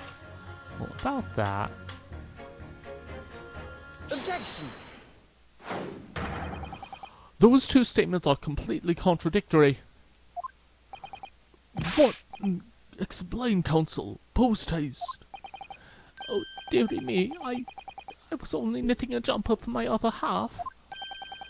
What is all this about? What is all this claptrap? What does contradictory even mean, I ask you?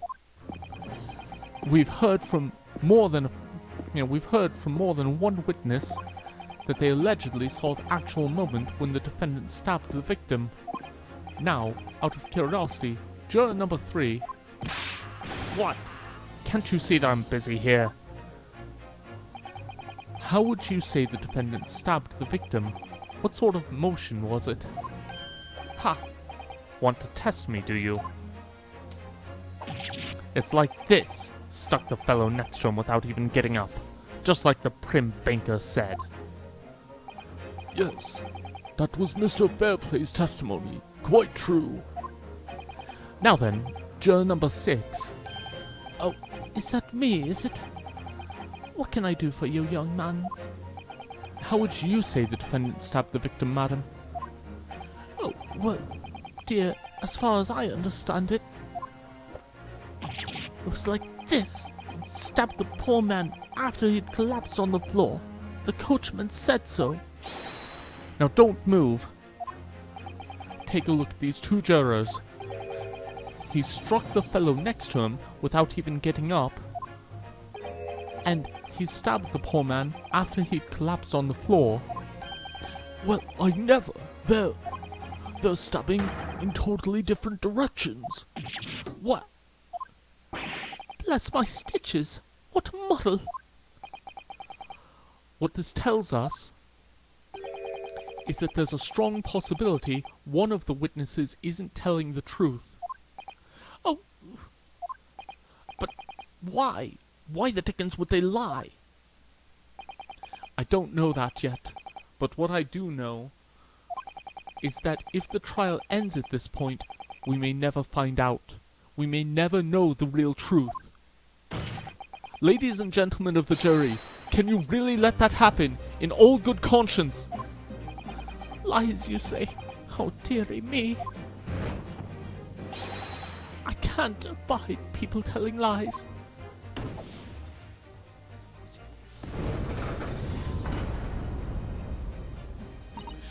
The scales? I don't believe it. Hold it. Wait! Now hear this, my fellow jurors. I warn you, you cannot listen to this man. Look at him, in his black suit. He's clearly some devious Eastern sorcerer using magic on all of us. If I could use magic, do you really think I'd be putting myself through all this? Answer me this, Dark Jinx. Me? What exactly is the problem? What if What of it if two witnesses have slightly different recollection of the events? What of it? Let's say the Shylock did stab the victim as he was sat next to him in the omnibus. And this young dandy saw him do it. And now let's say the victim collapsed on the floor and then the Shylock stabbed him again. And this old lady saw him do it. I think I know where you're going, but we have one single stab wound, so...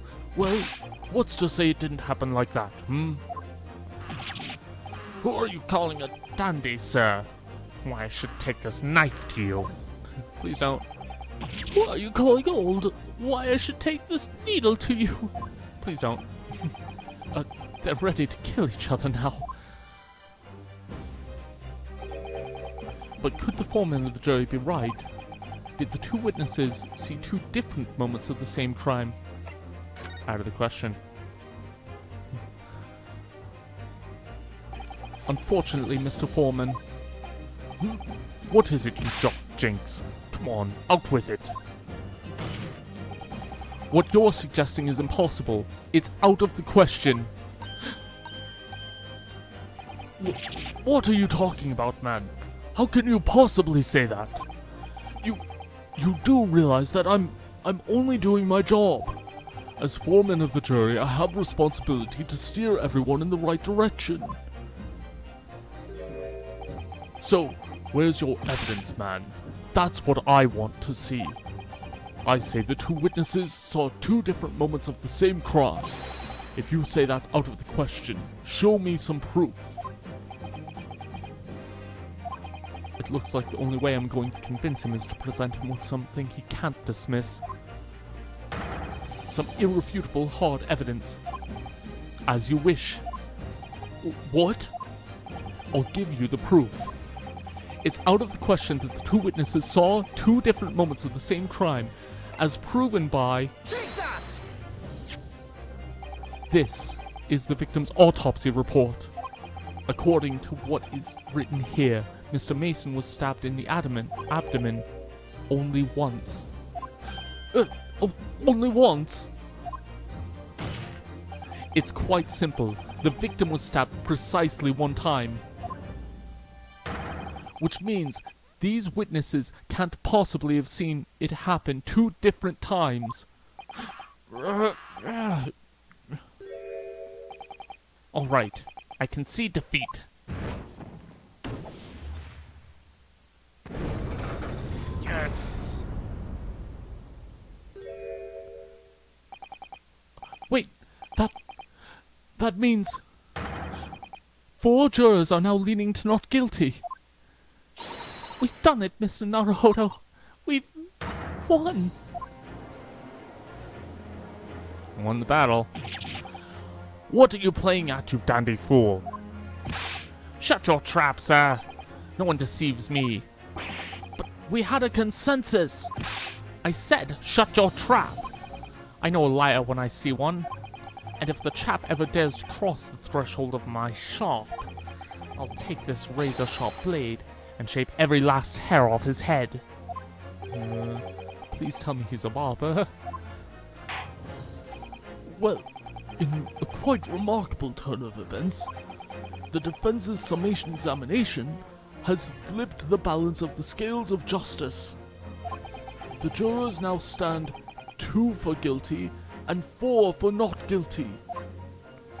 Accordingly, there is no longer a large enough majority among the jury for me to adjudicate, and the trial must continue. I love during all this, Van Zeeks has been just completely silent. I hereby ask the defense, prosecution, and witnesses to return to their places. And I call upon all of you to continue to pursue the truth. Is that going to be a breaking point? Nope, not yet. I'm getting to about that 2-hour mark, so the next break that we have in the game, where it'll have us save, I am going to call it there. So we'll keep continuing until then. So, Lord Van Zeeks, continue to substantiate the case for the prosecution, if you please. I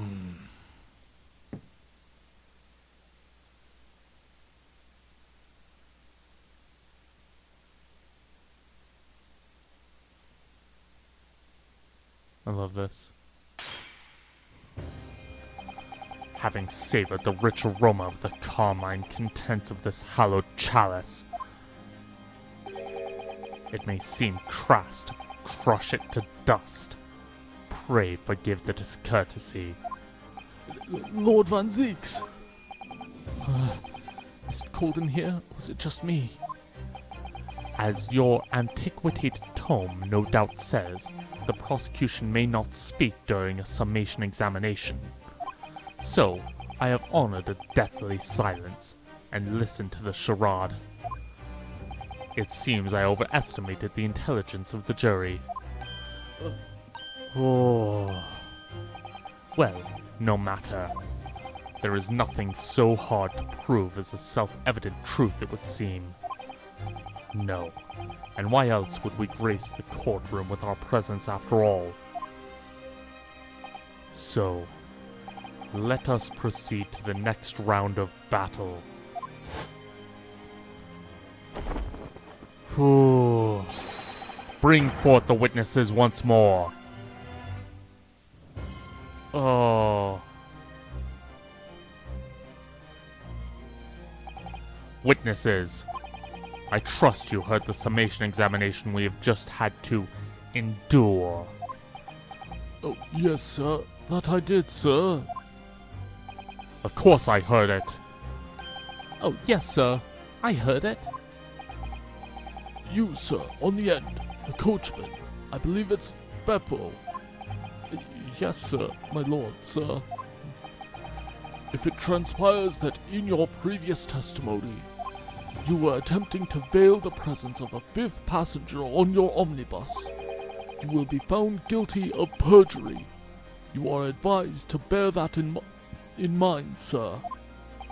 Oh, mio Dio. Oh. Now then, witnesses, I hereby call on you to testify before the court again. You will explain the various misgivings brought to our attention by the defense's summation examination.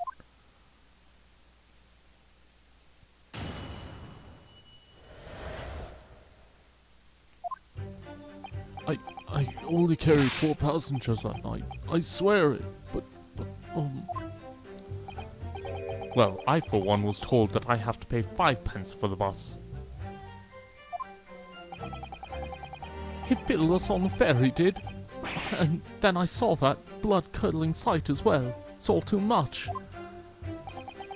I tell you, I saw McGilded stabbing that man. Everything I said before stands. oh, yeah, yes, he stabbed him, he did. Yes, he did. I think so, yes. Oh, boy.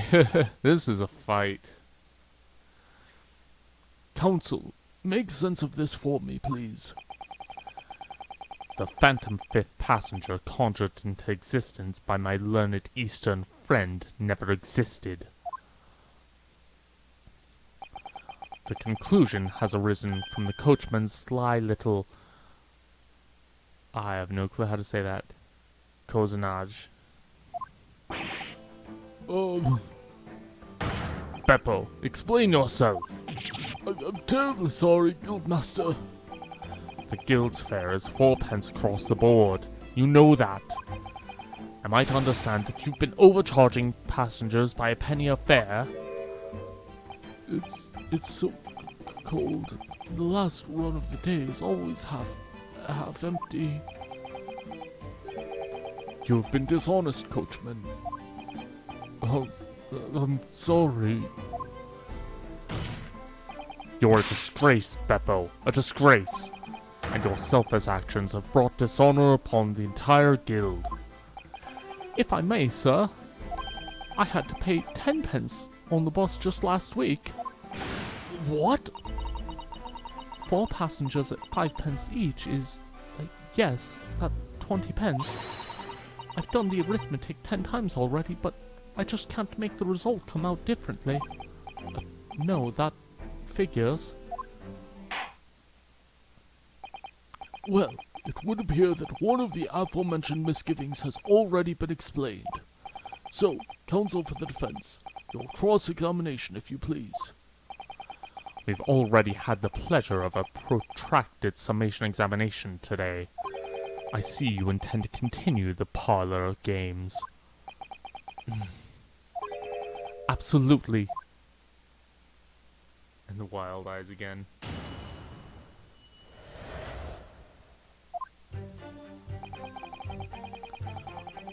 I only carried 4 passengers that night. I swear it, but Hold it! So, there were only 4 passengers on your carriage, but you didn't charge them the standard 4 pence fare. Is that right?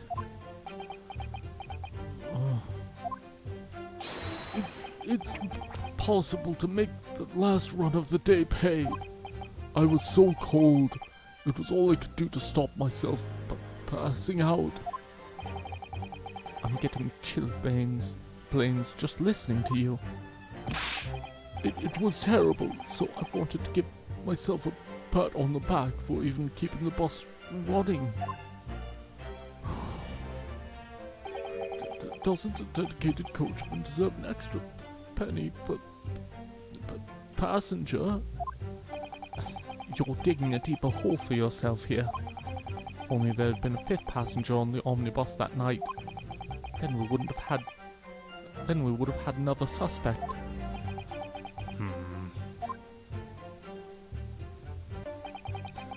Well, I for one was told that I have to pay 5 pence for the bus. Hold it! Does that mean everyone on board that night paid 5 pence instead 4?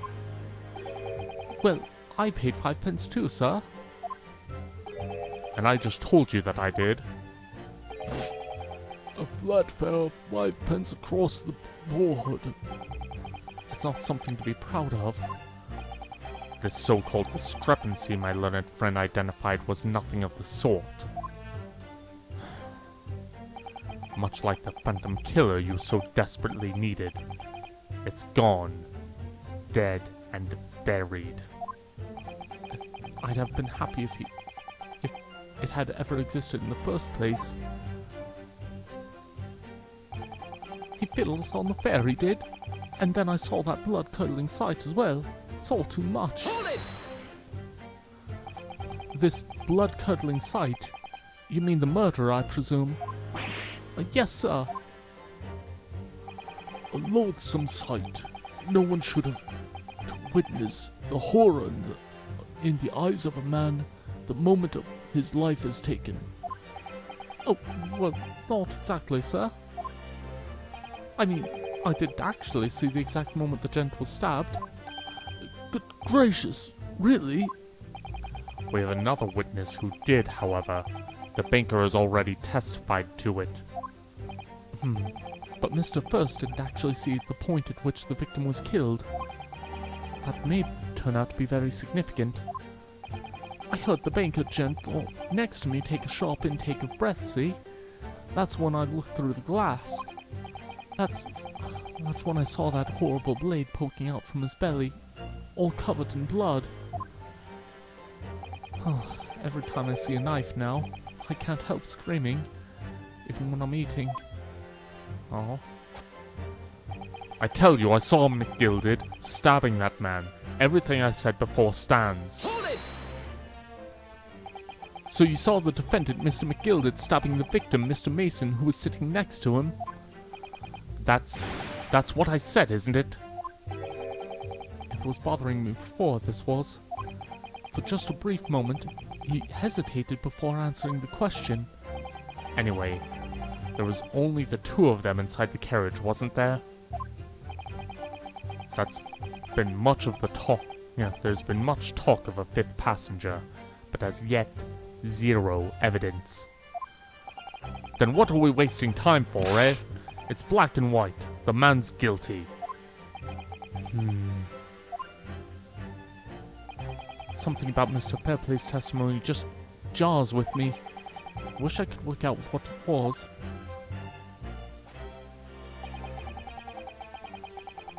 Okay.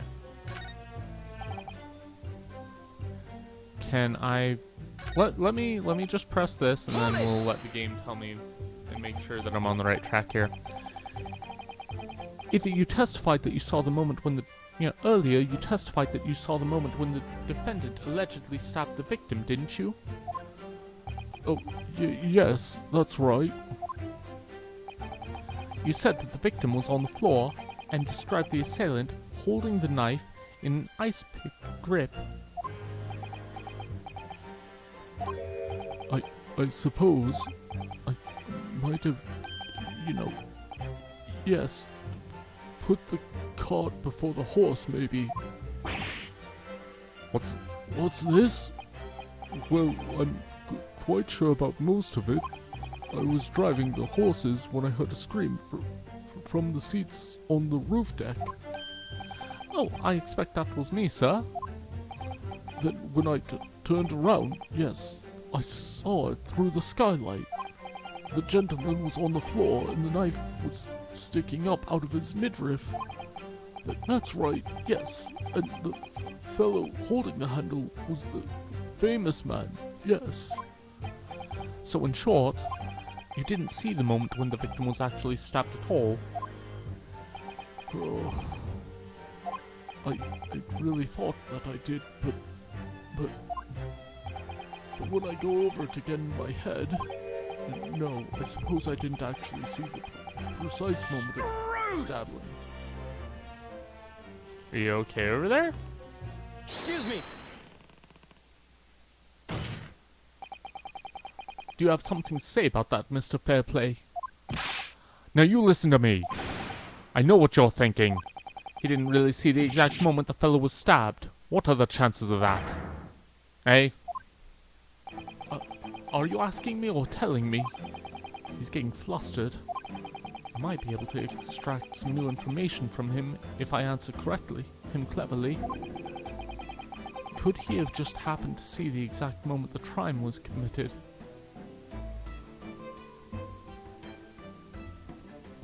Are we talking Beppo or are we talking Fairplay here? Because Beppo, no.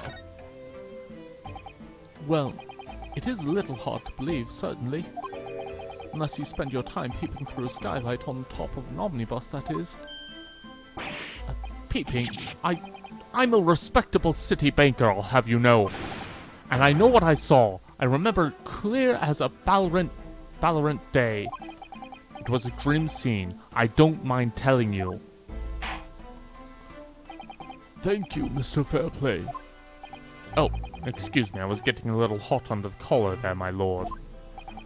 I would ask you to supplement your testimony with a clear statement about what exactly you saw. Oh, I can do that all right. I'll tell you just how grim it was. Do you think I'd forget the sight of those blood-soaked hands after the butcher stabbed the man? Blood-soaked... I'm sorry, blood-soaked hands? You sure? Objection! Are you sure? Blood-soaked hands? Well, I admit that soaked might be laying it on a little thick, but anyway, there was definitely blood all over them. Both of them were covered in it. Well, I'm very sorry to disagree, Mr. Fairplay, but that's more than a little peculiar. What? Here are the gloves worn by the defendant, Mr. McGilded, on the night in question. Oh, yes, right. And there certainly does appear to be a sizable dark-coloured stain there, but, as I'm sure you can clearly see, it's only the right-handed glove. Ugh. In short, Mr. Fairplay, your testimony is inconsistent. Ugh. But, no, that can't be right. So you're the liar here, then? Ugh. That's right. You were quite clear about it. You said it was both hands.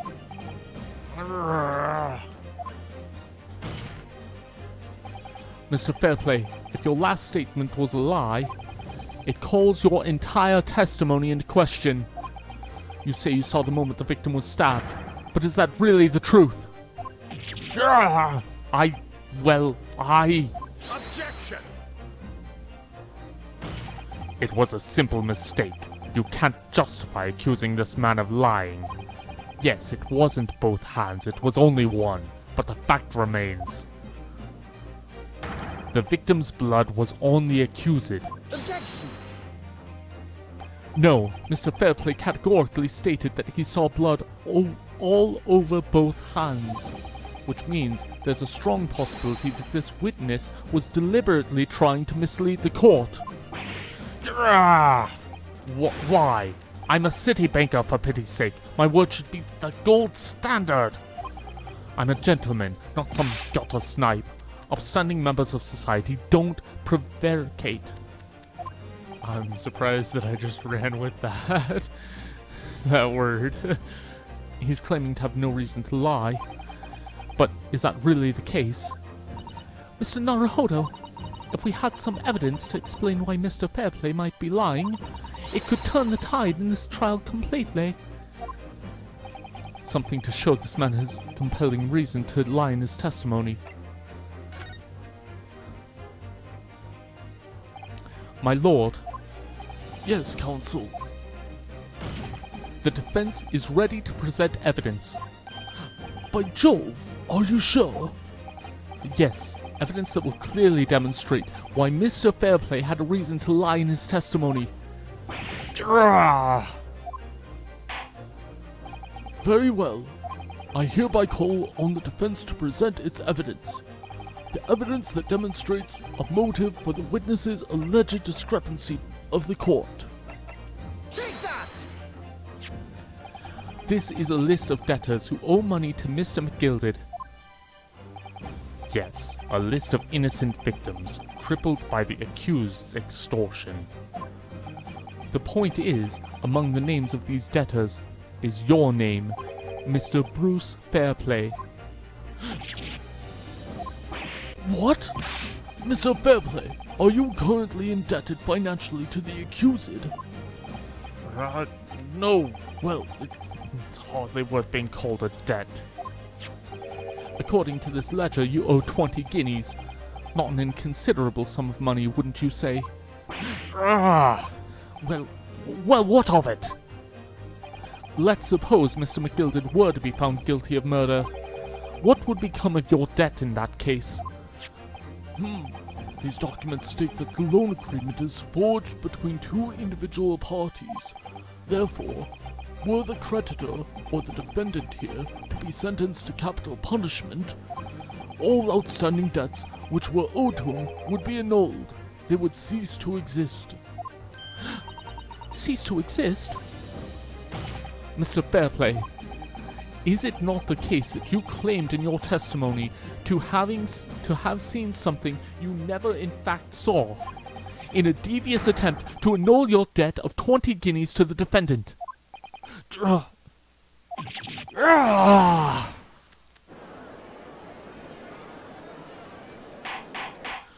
Order! Order! Order! Mr. Bruce Fairplay, Yes, my lord. let me ask you again, and be aware that your answer may have most serious implications upon your future, sir.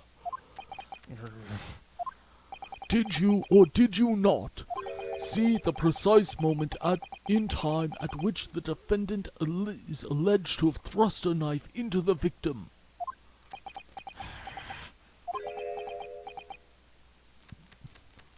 That cane can't taste good, bud. Your silence speaks volumes. You did not tell the truth in your testimony. All right.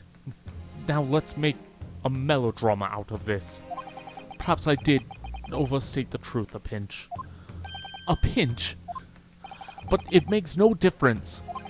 I definitely remember seeing blood on McGilded's hands, both of them. Objection! And yet only one of the defendant's gloves, which we have here as evidence, is stained. So you keep saying. I wonder if I might be allowed to speak, sir. Go ahead, Mr. First. Well, the thing is, I think I remember seeing it myself as it happens. Seeing what? The blood, sir, on the assailant's hands. I think, yes. I'm almost sure that it was on both of his hands, not just one. What? What?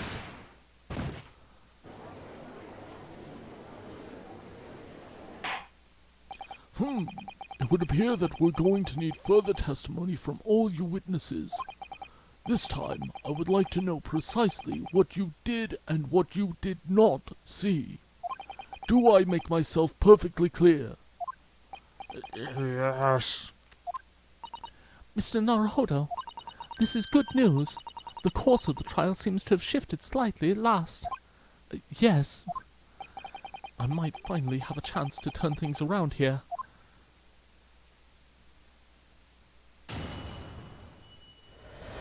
Boy, this is... Oh, I wanna finish the stream. Can I finish the stream game? Alright.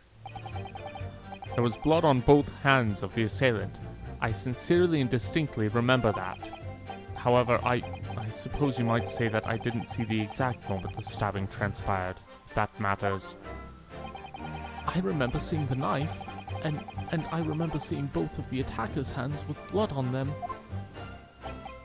I didn't actually see anything myself. No, not until I heard that scream. Anyway, the fact remains, there can't have been anyone else inside that carriage, or we would have all seen.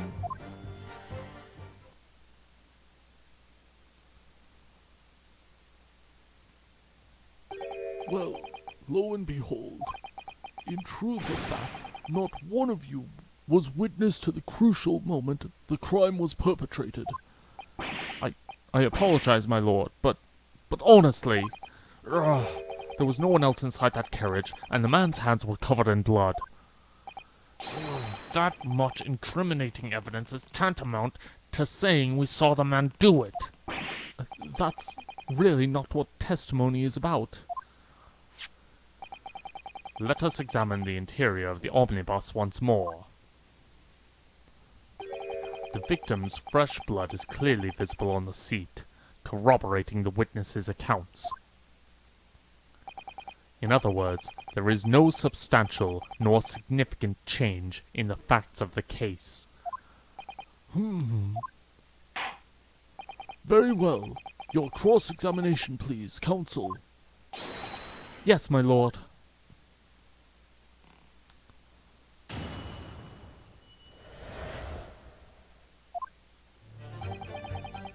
There was blood on both hands of the assailant. I sincerely and distinctly remember that. No, the evidence tells us otherwise. We have the gloves the defendant was wearing on the night in question in the court record. I'm well aware of that, sir, but nonetheless, I know what I saw and I stand by it. The man had blood on both his hands. He's defiant, even in the face of hard evidence. He's steadfastly refusing to admit that he might be mistaken about what he saw, but why? Your reasoning is dire. One hand or two, the salient point remains unchanged. Minutes after the grim crime, the victim's blood dripped guiltily from the accused's fingers.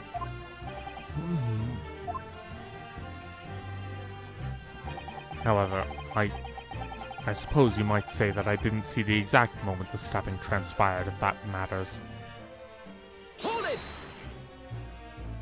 Don't try to downplay this. Whether or not you saw the exact moment of the crime is a matter of fundamental importance, as you well know. But for crying out loud, we all know that no one else could possibly have done it. I was just trying to save us all some time. You have a loan of 20 guineas outstanding with the defendant, do you not? Had you hoped to release yourself from that financial burden by ensnaring the defendant? Yeah. Had you hoped to release yourself from that financial burden by ensuring the defendant was found guilty? Well, that's not entirely, not what I was hoping for. I just lost a little guinea or 10 when I backed the wrong horse in the derby, that's all. I was going to win it back. There's a fixture this weekend that's a sure thing. A little guinea or 10? I'm a banker. No one bats an eye if I borrow a little spending money for the weekend. I think you may have revealed rather more about your character than you bargained for, sir. This witness's scruples are not on trial here. Proceed to the next witness. Is that really how it's supposed to work? Oh, hang on.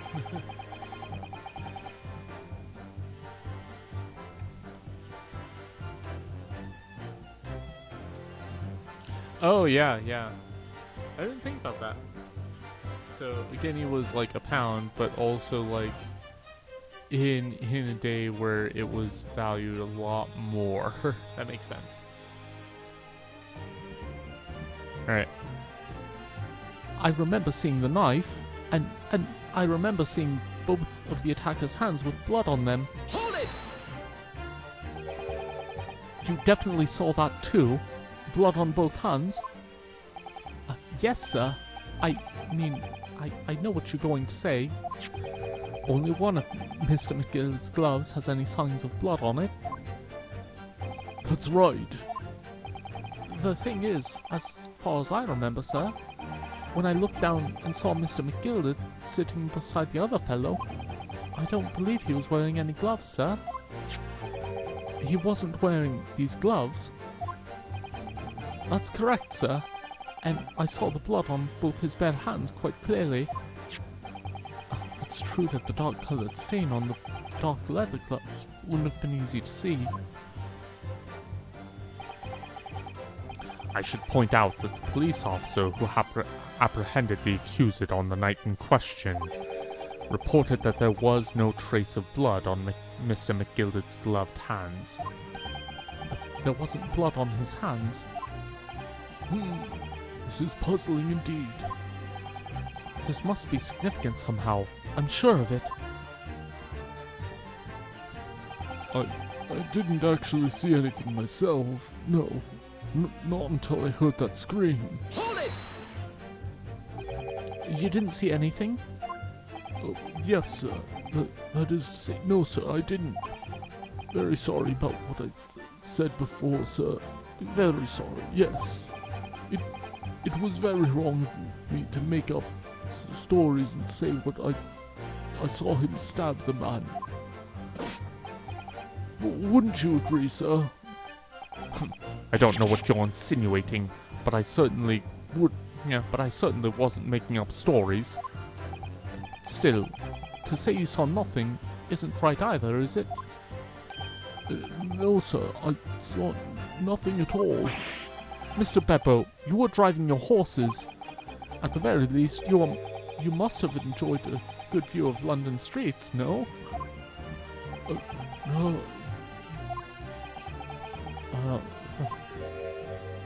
Oh, please. You didn't even see that? It was so cold that night, you see. It was all I could do to keep from passing out, sir. Yes, my head was fairly frozen solid.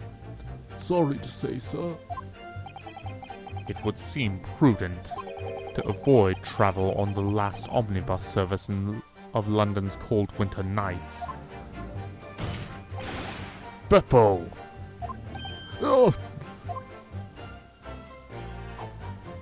Anyway, the fact remains, there can't have been anyone else inside that carriage or we all would have seen. Hold it! And everything you saw of the incident was through the skylight on the roof of the omnibus. That's right.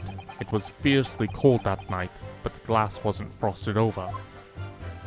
Oh yes, I remember. I was shivering. It was so bitter. Which rather begs the question of why the pair of you were sitting on the roof deck in the first place. Well, I don't know about this young fellow, but I couldn't enter the cabin. Oh, why not? It was locked from the inside. I tried knocking, but no one opened the door. It was locked?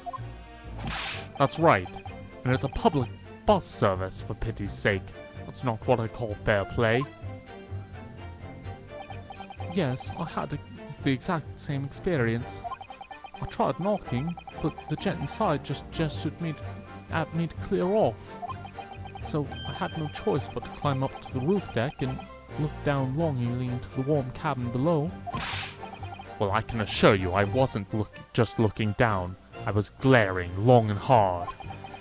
And that's precisely why I can tell you with absolute confidence that if there was anyone else at all in that cabin, I would have noticed. Unequivocally, I would say. I'm not sure about these two witnesses. Could they really have seen everything inside the cabin through the skylight?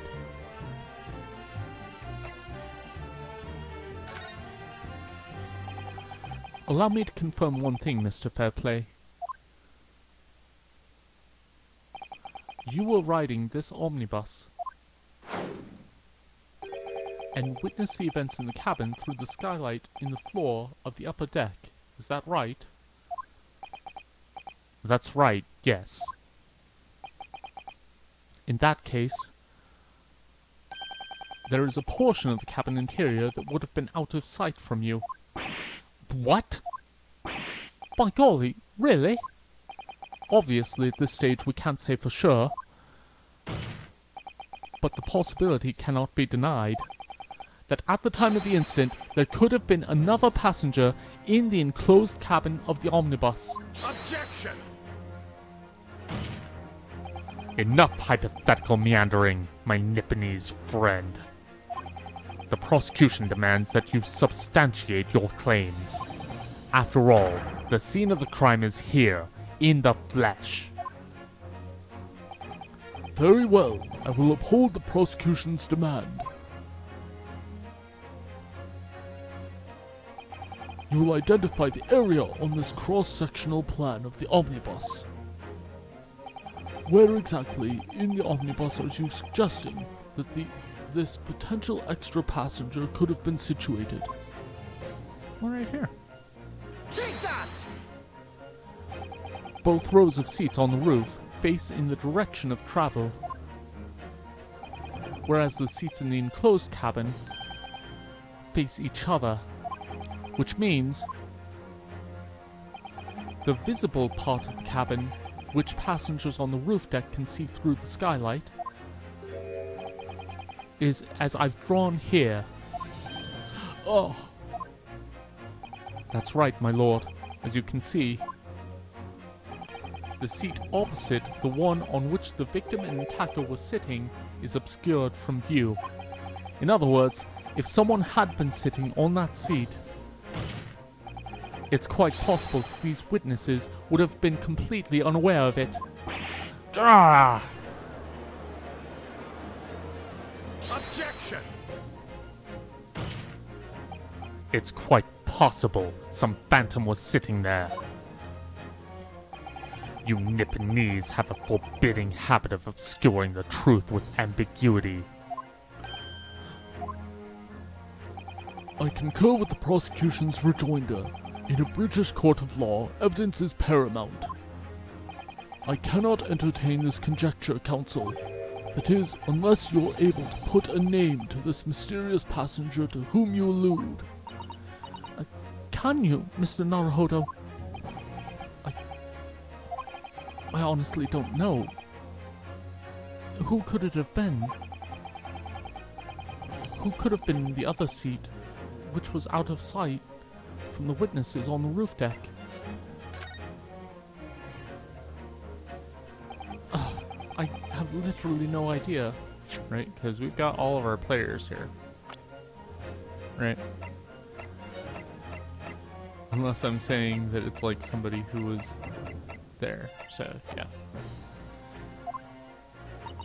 Just want to make sure that I'm right on that. But as a proud citizen of the Japanese Empire, you will look to the sky and walk on, making sure all signs of tears are gone. Go on. This isn't just a case of going on, Miss Susato. All right then. Oh, go on. The defense would like to put forward a name.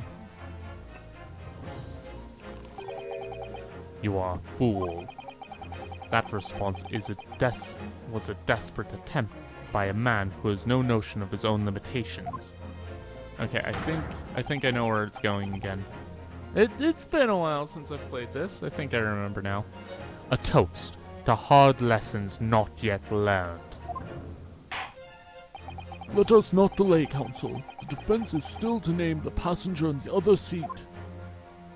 Ow. This could be it. This could be the chance I've been waiting for to turn the trial in my favor. On that night, on the night of the murder, the person occupying the seat in the omnibus cabin that was obscured from view was... We're gonna say Take that! I think, right? The passenger in the enclosed cabin that the witnesses on the roof deck failed to see has to have been Mr. Magnus McGilded. Mr. McGilded? What are you talking about, Counsel? That's the name of the defendant. Yep. Objection! Phew. If I desecrate this chamber by smashing my hallowed chalice, do forgive the discourtesy. Lord Van Zeeks. People talk of those tiny island nations in the Far East as having a learning and culture of their own. But I see they use the terms ill-advisedly. What are you trying to say? Let me explain in terms that even a student of an artless backwater such as yourself might understand. When the bloody scene unfolded, the victim and his assailant were sitting side by side. Multiple witnesses have attested to that fact. It's the very premise on which this case is built. Objection! But that premise may have been wrong. What? If the victim really was sitting beside Mr. McGilded, it creates an inconsistency that can't be reconciled in any way. What inconsistency, Counsel? The defendant's gloves, my lord. Both witnesses made the same testimony. They claimed that there was blood on both hands of the person sitting next to the victim. Objection! Yet we know the truth to be otherwise. Only one glove bears the gory remains. Objection! The point is, even in the face of this irrefutable evidence, both witnesses have maintained their stance. Yes, their testimony remains unchanged. Exactly. They both adamantly swear that they clearly remember seeing blood on both hands of the assailant. In short, their memory of events is correct, and their testimony reveals the truth. It was somebody else sitting beside the victim that night. A third party we have yet to identify. And the victim's blood on that was on that passenger's hands. Both of them. Objection! And who was this third party? Obviously, the true culprit. Extraordinary. Order! Order! Order! What are you postulating? Objection! The defense's postulation is just that, nothing more than conjecture. The witnesses have clearly stated that they saw the accused. Objection! But when elaborating on his testimony, Mr. Fairplay said, the two of them were wearing hats and couldn't exactly make out their faces. Yes. The tops of their heads were obscured by the roof. I could see the rest of them, though. Yes, that's right. Both gents were most certainly hatted. Hatters do tend to notice such things, sir. And what particular styles of hats did the two gentlemen sport, Mr. First? I'm afraid I don't remember. And you call yourself a hatter? The style of hat makes no difference. There was no third passenger in that cabin. How can you be so sure? Because if there had been, the accused, Mr. McGilded, would undoubtedly have offered to dispose the fact. Unless, that is, you're proposing an even more preposterous explanation. That the accused failed even to notice the presence of the true culprit in the very cabin in which he traveled.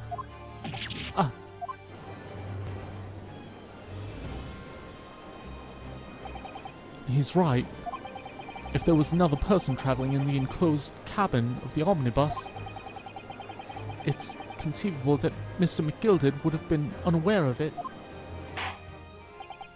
Order! There is clearly a simple solution to this problem. Bring the accused, Mr. McGilded, to the stand. Well, what say you, counsel? The prosecution objects, my lord. On what grounds? As a suspect, he will have already made a full statement to the police. But what if there's some reason that why he's unable to speak freely? Magnus McGilded is no uneducated ruffian. If it indeed turns out the man has been withholding information, you can be sure it will have been a most deliberate act. Counsel for the defense, what is your opinion? My lord, should we ask Mr. McGilded to testify or not?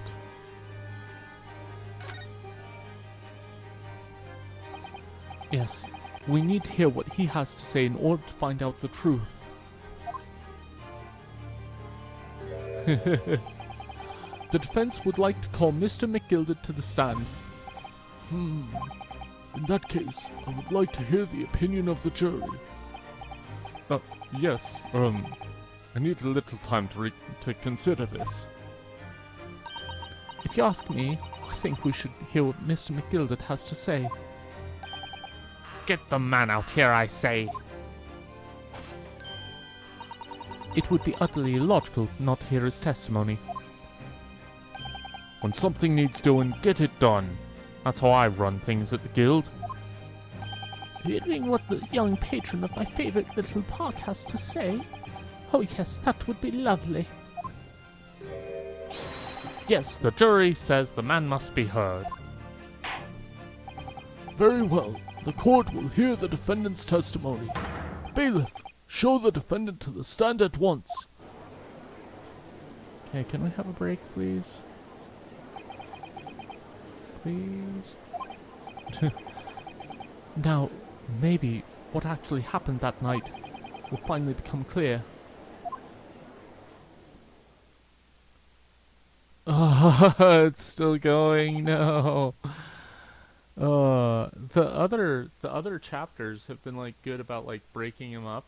Like, we have not had one break in this chapter where it's like, oh, we're going to go ahead and save and then we're gonna like continue on, and it has been over 2.5 hours.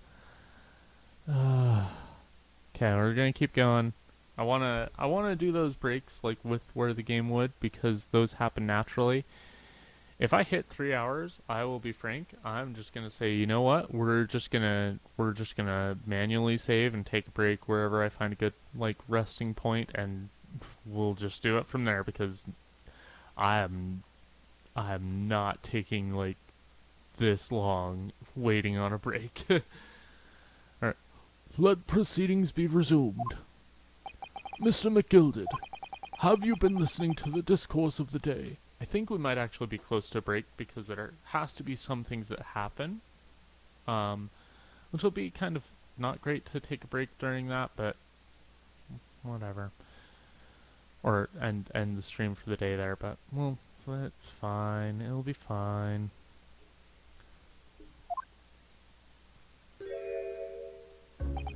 To be sure, I have, my lord. I don't know what voice I'm doing now. I'm so fatigued from like doing voices for like this long. There are now two matters on which the court desires to hear from you. The first is whether or not there was a third party with you in the omnibus cabin, as proposed by the defense.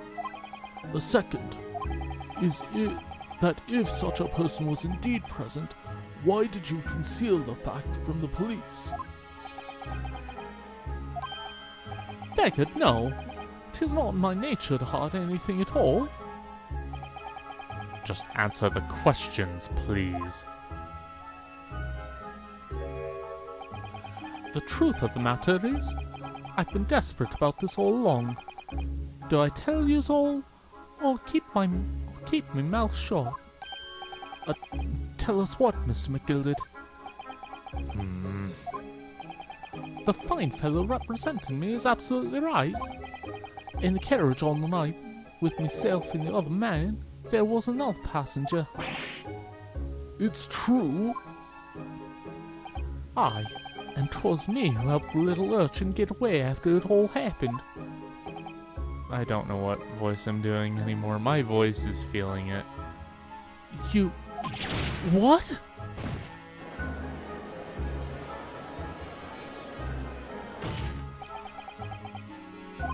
No, Magnus McGilded.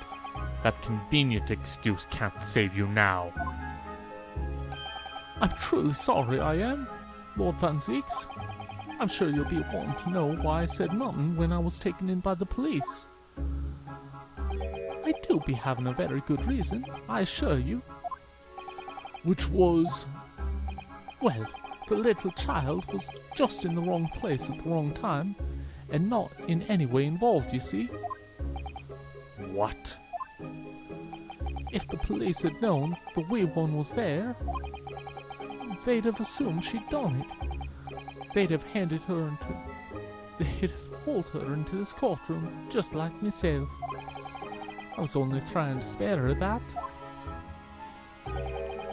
Young hearts and young minds are easily damaged, my lord.